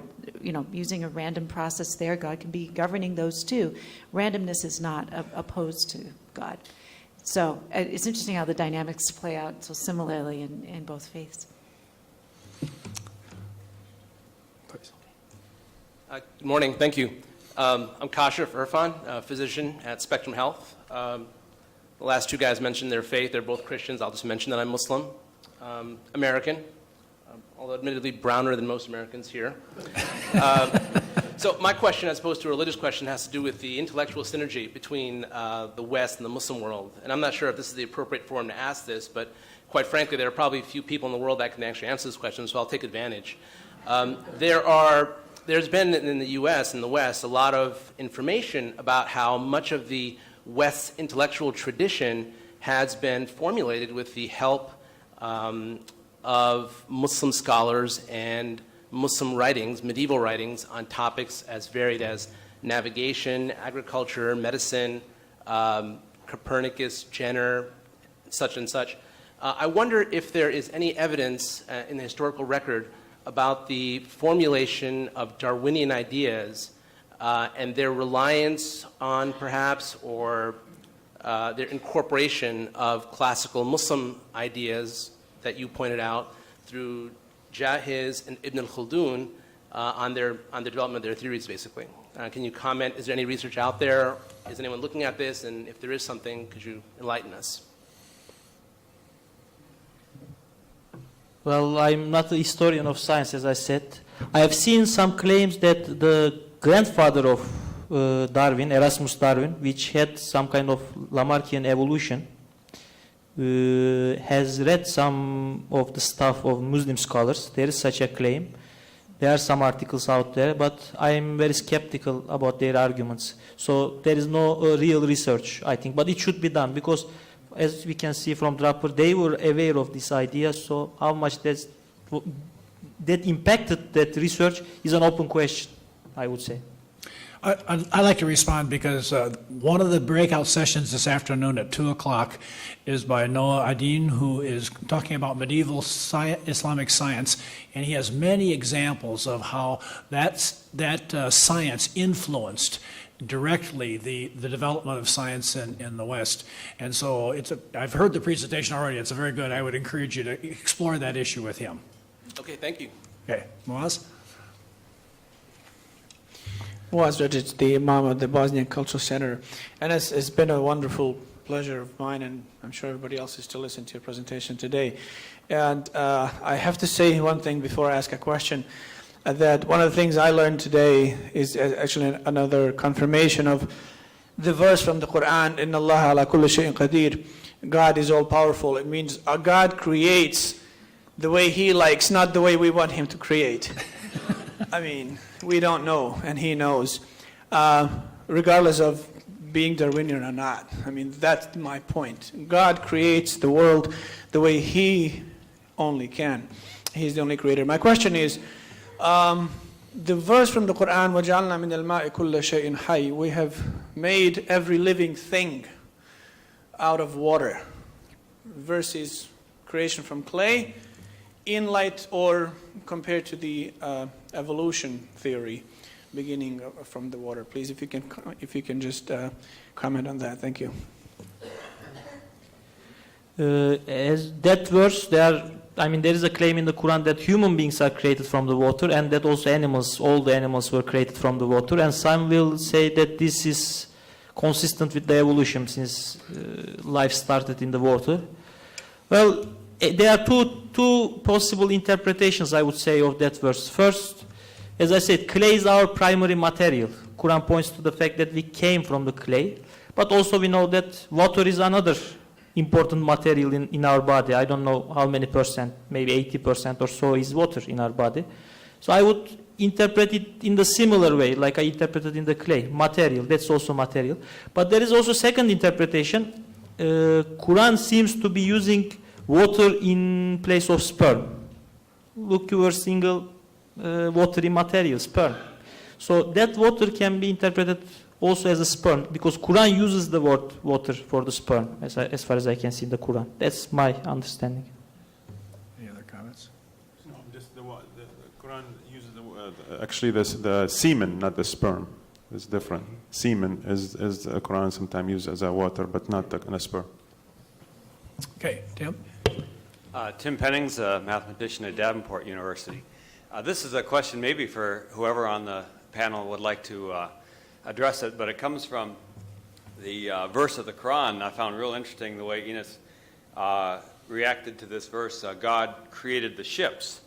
It didn't even occur to you to think, well, maybe our perception is wrong. God created the ships, and somehow our experience or everything that I've been told is incorrect. You just took that as a fact that humans created ships.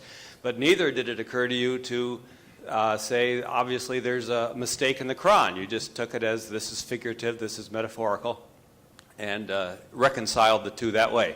Christians do the same thing. Of course, when Jesus said, I am the door, or a door, they don't think that Jesus suddenly is claiming to be a door.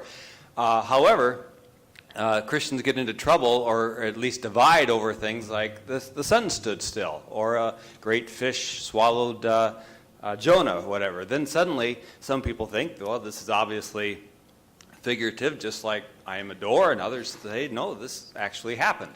And so the question is, and Augustine, for example, actually chided Christians, believers of his generation, saying, you all are telling unbelievers these fantastic things about how nature works. How do you expect them to believe you when you tell them about Jesus being the Son of God and so on, if you know their own experiences contradict what you're telling them about the world? So my question is, from various traditions, how do we reconcile things in the Holy Scriptures that say one thing with seemingly our experience on the other hand, and to what extent do we say these things are figurative? To what extent do we say these things obviously aren't true? It's the science and our experiments and natural world that has to kind of carry the day.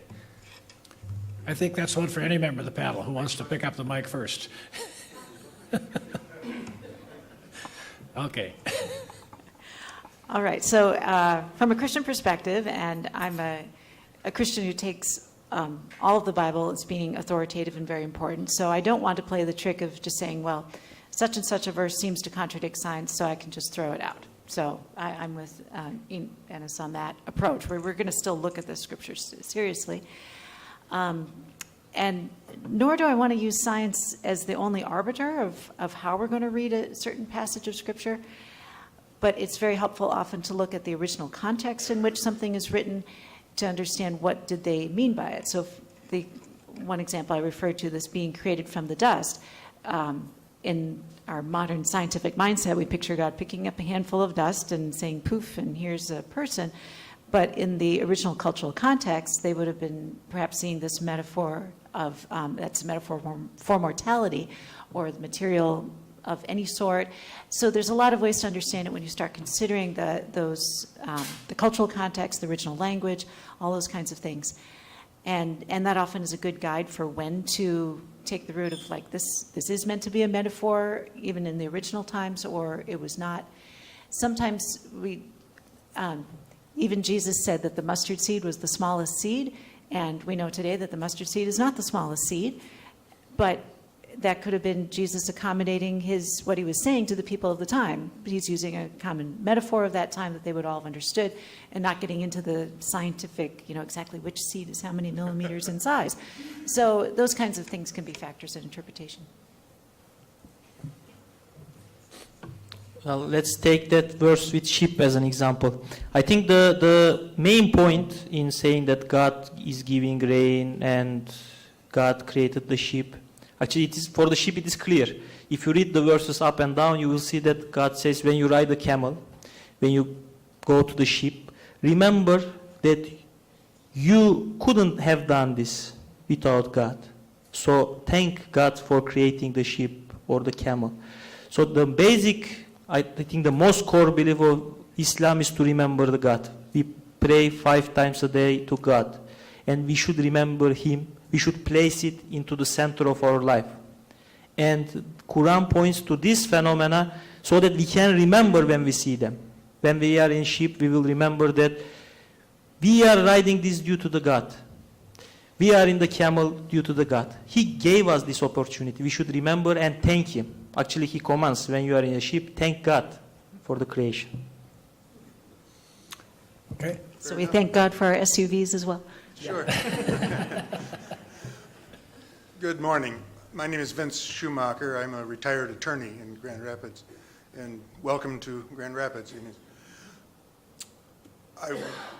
I'd actually like to ask a question inspired by the last question. Couldn't the ships be interpreted as vessels? That is, God created vessels, meaning things that carry all kinds of things, like messages and meaning and so on. Just a thought. What I really wanted to ask was about the underlying psychology of those people who apparently fear Darwinistic evolution, the idea that we are not only evolved, but by implication, evolving. What are we afraid of? And any of the panelists, please. What are we, that is, the people who resist the idea, what are they afraid of?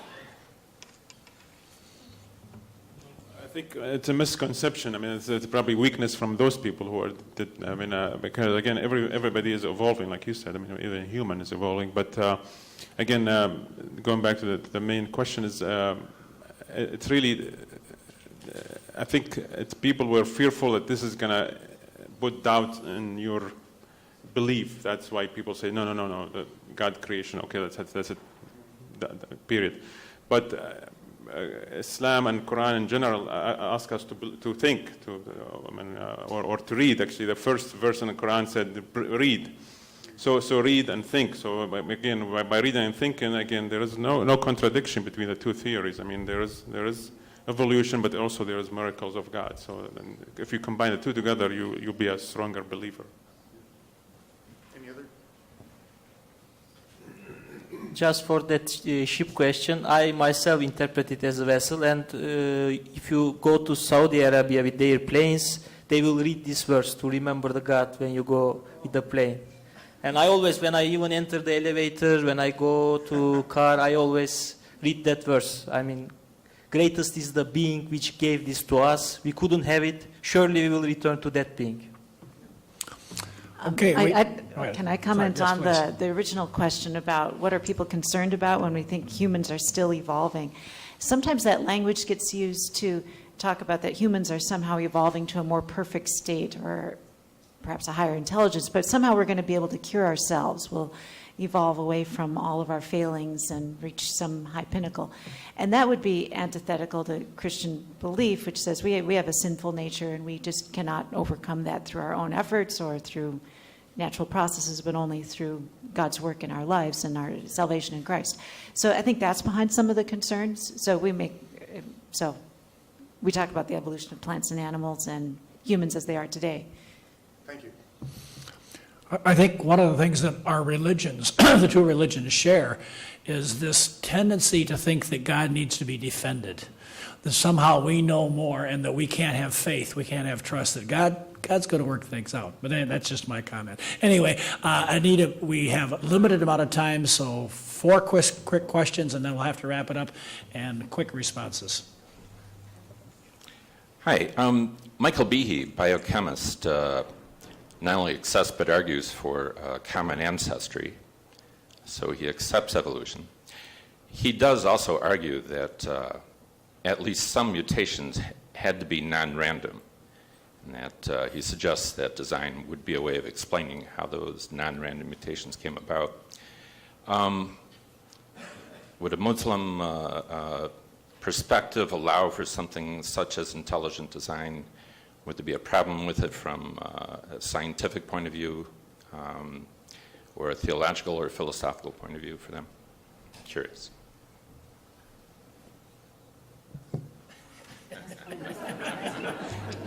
I already know Biologos' position. Well, I think, of course, intelligent design is also compatible with Islam, I would say. There is no problem with. And majority of Muslims will think in that way, I think. They would think that there is intelligent design, and they defend similar ideas. Michael B. was directly translated to Turkish. People read him, people like his ideas, so no problem. One theory about also evolution versus creation of Adam is people think that at least the one that the fossils that we know about, all the skulls actually, their brain is a little bit different. The skull has a cutoff at the beginning, I mean at the front part. So and then Adam came and it's different. So God actually told us in the Quran that He gave us the intelligence, He gave us the brain. So maybe that's what, when the miracle of creation of Adam came, that when the intelligence actually, or the brain, as we know about today, is introduced to the creation.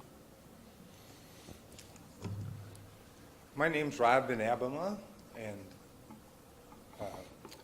I spent most of my life as a Christian. I'm reluctant to characterize myself with a term, but I guess most might call me an agnostic. I'm very interested in what you said, Enis. Wonderful presentation. I learned a lot. I've been trying to understand a little bit about process philosophy, process theology, and to the extent that I understand it a little bit, is it's quite appealing in that it helps me see life as one continuum and a process, more of a flow rather than separate entities existing, which of course puts into question the whole idea of a permanent soul for a human being, which I don't really want to have anymore. But I wonder, Enis especially, but others too, if you have thoughts about that. I don't know if you can talk about process philosophy at all, or at least just the notion that we really exist as part of one big continuum, and maybe we're overestimating ourselves if we think we're individuals that have some permanent existence.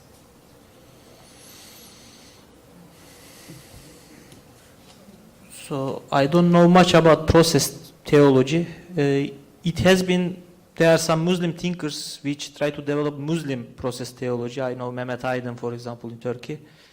And there has been some mystics which had similar ideas. They will see as a part of whole. So they will have similar ideas to process theology. But I personally, what I understand from the Quran is that Islamic perspective is to believe that there will be an afterlife. That's very clear belief, and there are clear verses in the Quran in which the people who reject afterlife, they say we will live with this life, we will be over, are criticized openly. So that's what I understand, but whether that verses can be interpreted in a different way, I don't know. There are some Muslim thinkers which defend such an ideas, but I don't know much.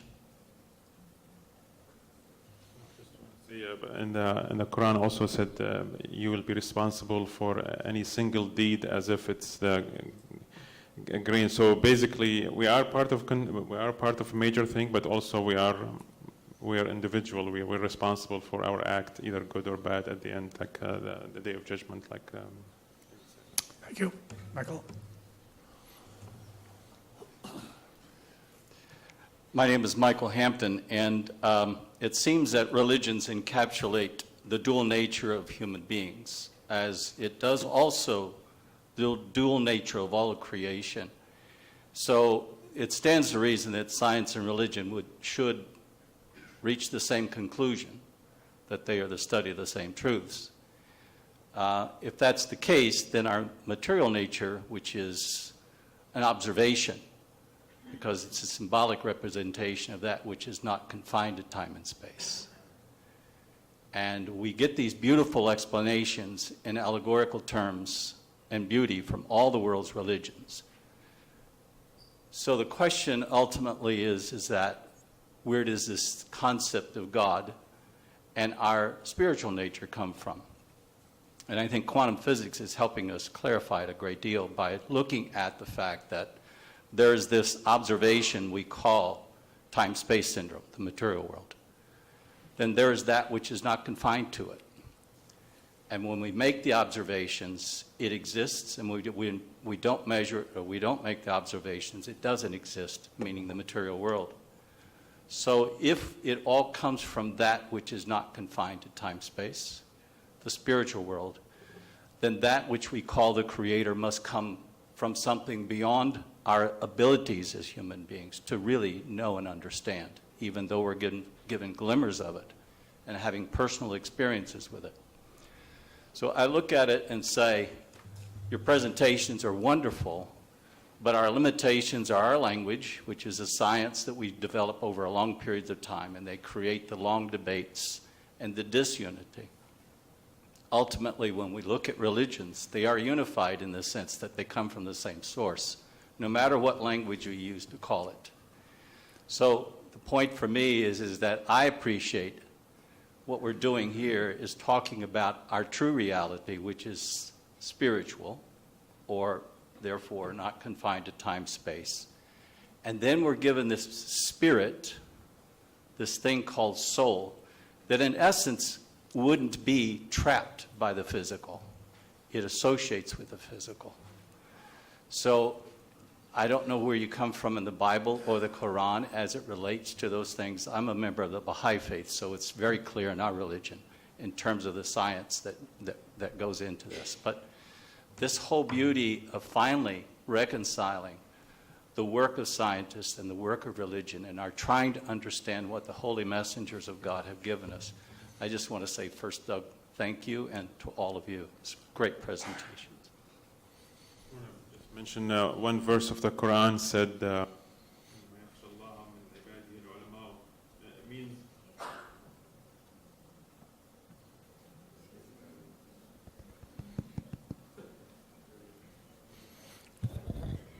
Try that. means the people who fear God the most, and fear here is not fear from scared, it's fear mean understand or know God more, are the scientists, the one who studies the science and know exactly how is God creation. So that's also just to support your idea or argument. Please. Good morning, and thank you for your presentation. My name is Cortland Richmond. I'm a retired electrical engineer, among other things, retired soldier, whatever. I've heard it said that all things that happen are the will of Allah. This implies, in fact, that there is no real free will, or if there is, what we have done is destined to give an example. But the creator or agent of action in the universe, which can accomplish everything possible all at the same time and forever. This kind of a creator would be infinitely larger than a God which only engineers the universe, and would have allowed everything to take place, not just those things which our religions infer should take place. I wonder if this is an issue for Islam, or maybe not of the days of the Mutawila, but perhaps now. Is this modern Islamic thought? Thank you.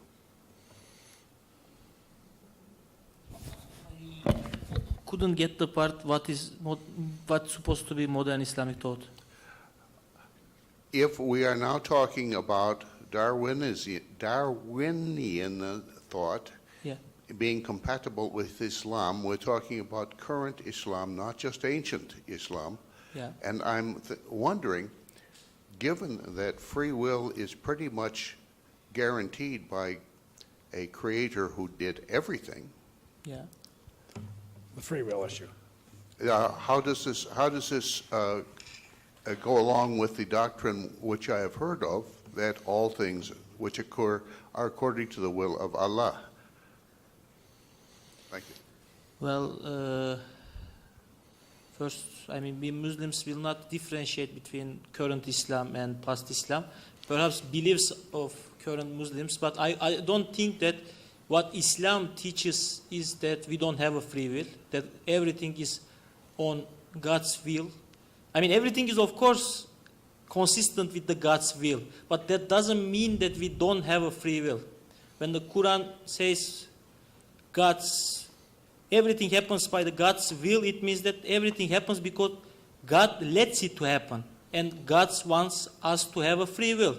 If God wants us to have a free will, we will have a free will and we will decide. And that's, I think, the main idea of Islam, that we will deserve either punishment or to go to paradise. And that depends purely on us, not the God's choice. We will choose to go or not. And it will be, of course, consistent with the God giving us the freedom. Okay, our final question, Imam Morsi. My name is Morsi Salim. I'm a religious leader of Islamic Mosque and the Religious Institute. I graduated from Al-Azhar University in Cairo, Egypt. I did my master's degree in comparative jurisprudence, and I'm doing my Ph.D. in the same department. And forgive me if my English is not clear. Give me a chance to explain my point very quickly. Thank you so much for your presentation. And I have very brief concern about the verses of the Quran.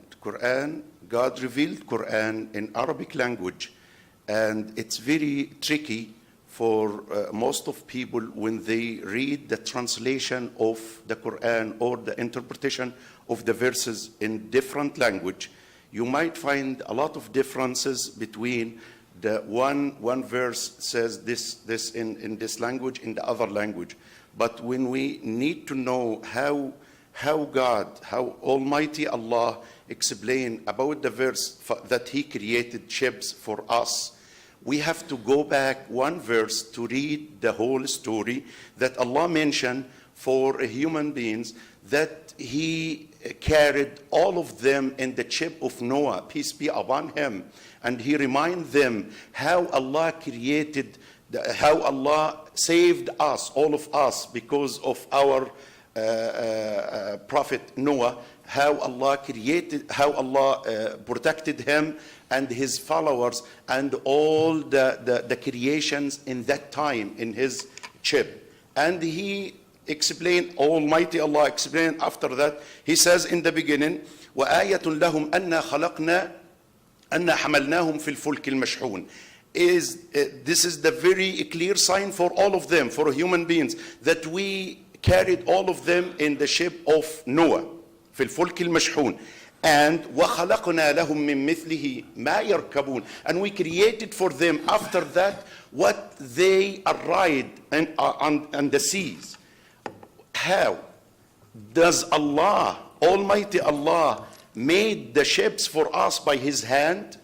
Or He made the wood and the nails and He taught us how to make it? We should not put God or the Creator in the level that He made everything by His hand. تعالى الله عما يقولون علوا كبيرا. Just to understand, we need to know there is a Creator and there is creation. In the other hand, we should not put our Creator, Almighty Allah, in the same level that He made everything by His hand. The verse to explain this point in Surah As-Saffat, verse 96, that Allah says, وَاللَّهُ خَلَقَكُمْ وَمَا تَعْمَلُونَ. God created all of you and whatever you will do. He taught you how to do it and He trained you how to make it. And this is well explained for us.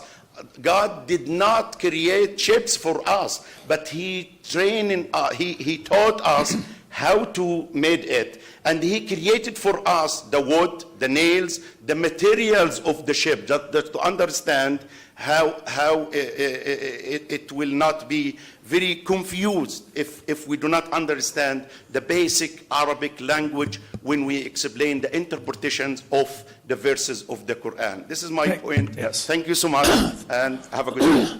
Thank you. I think we'll let the Imam, the preacher, have the last word. It wasn't a whole sermon. Thank you.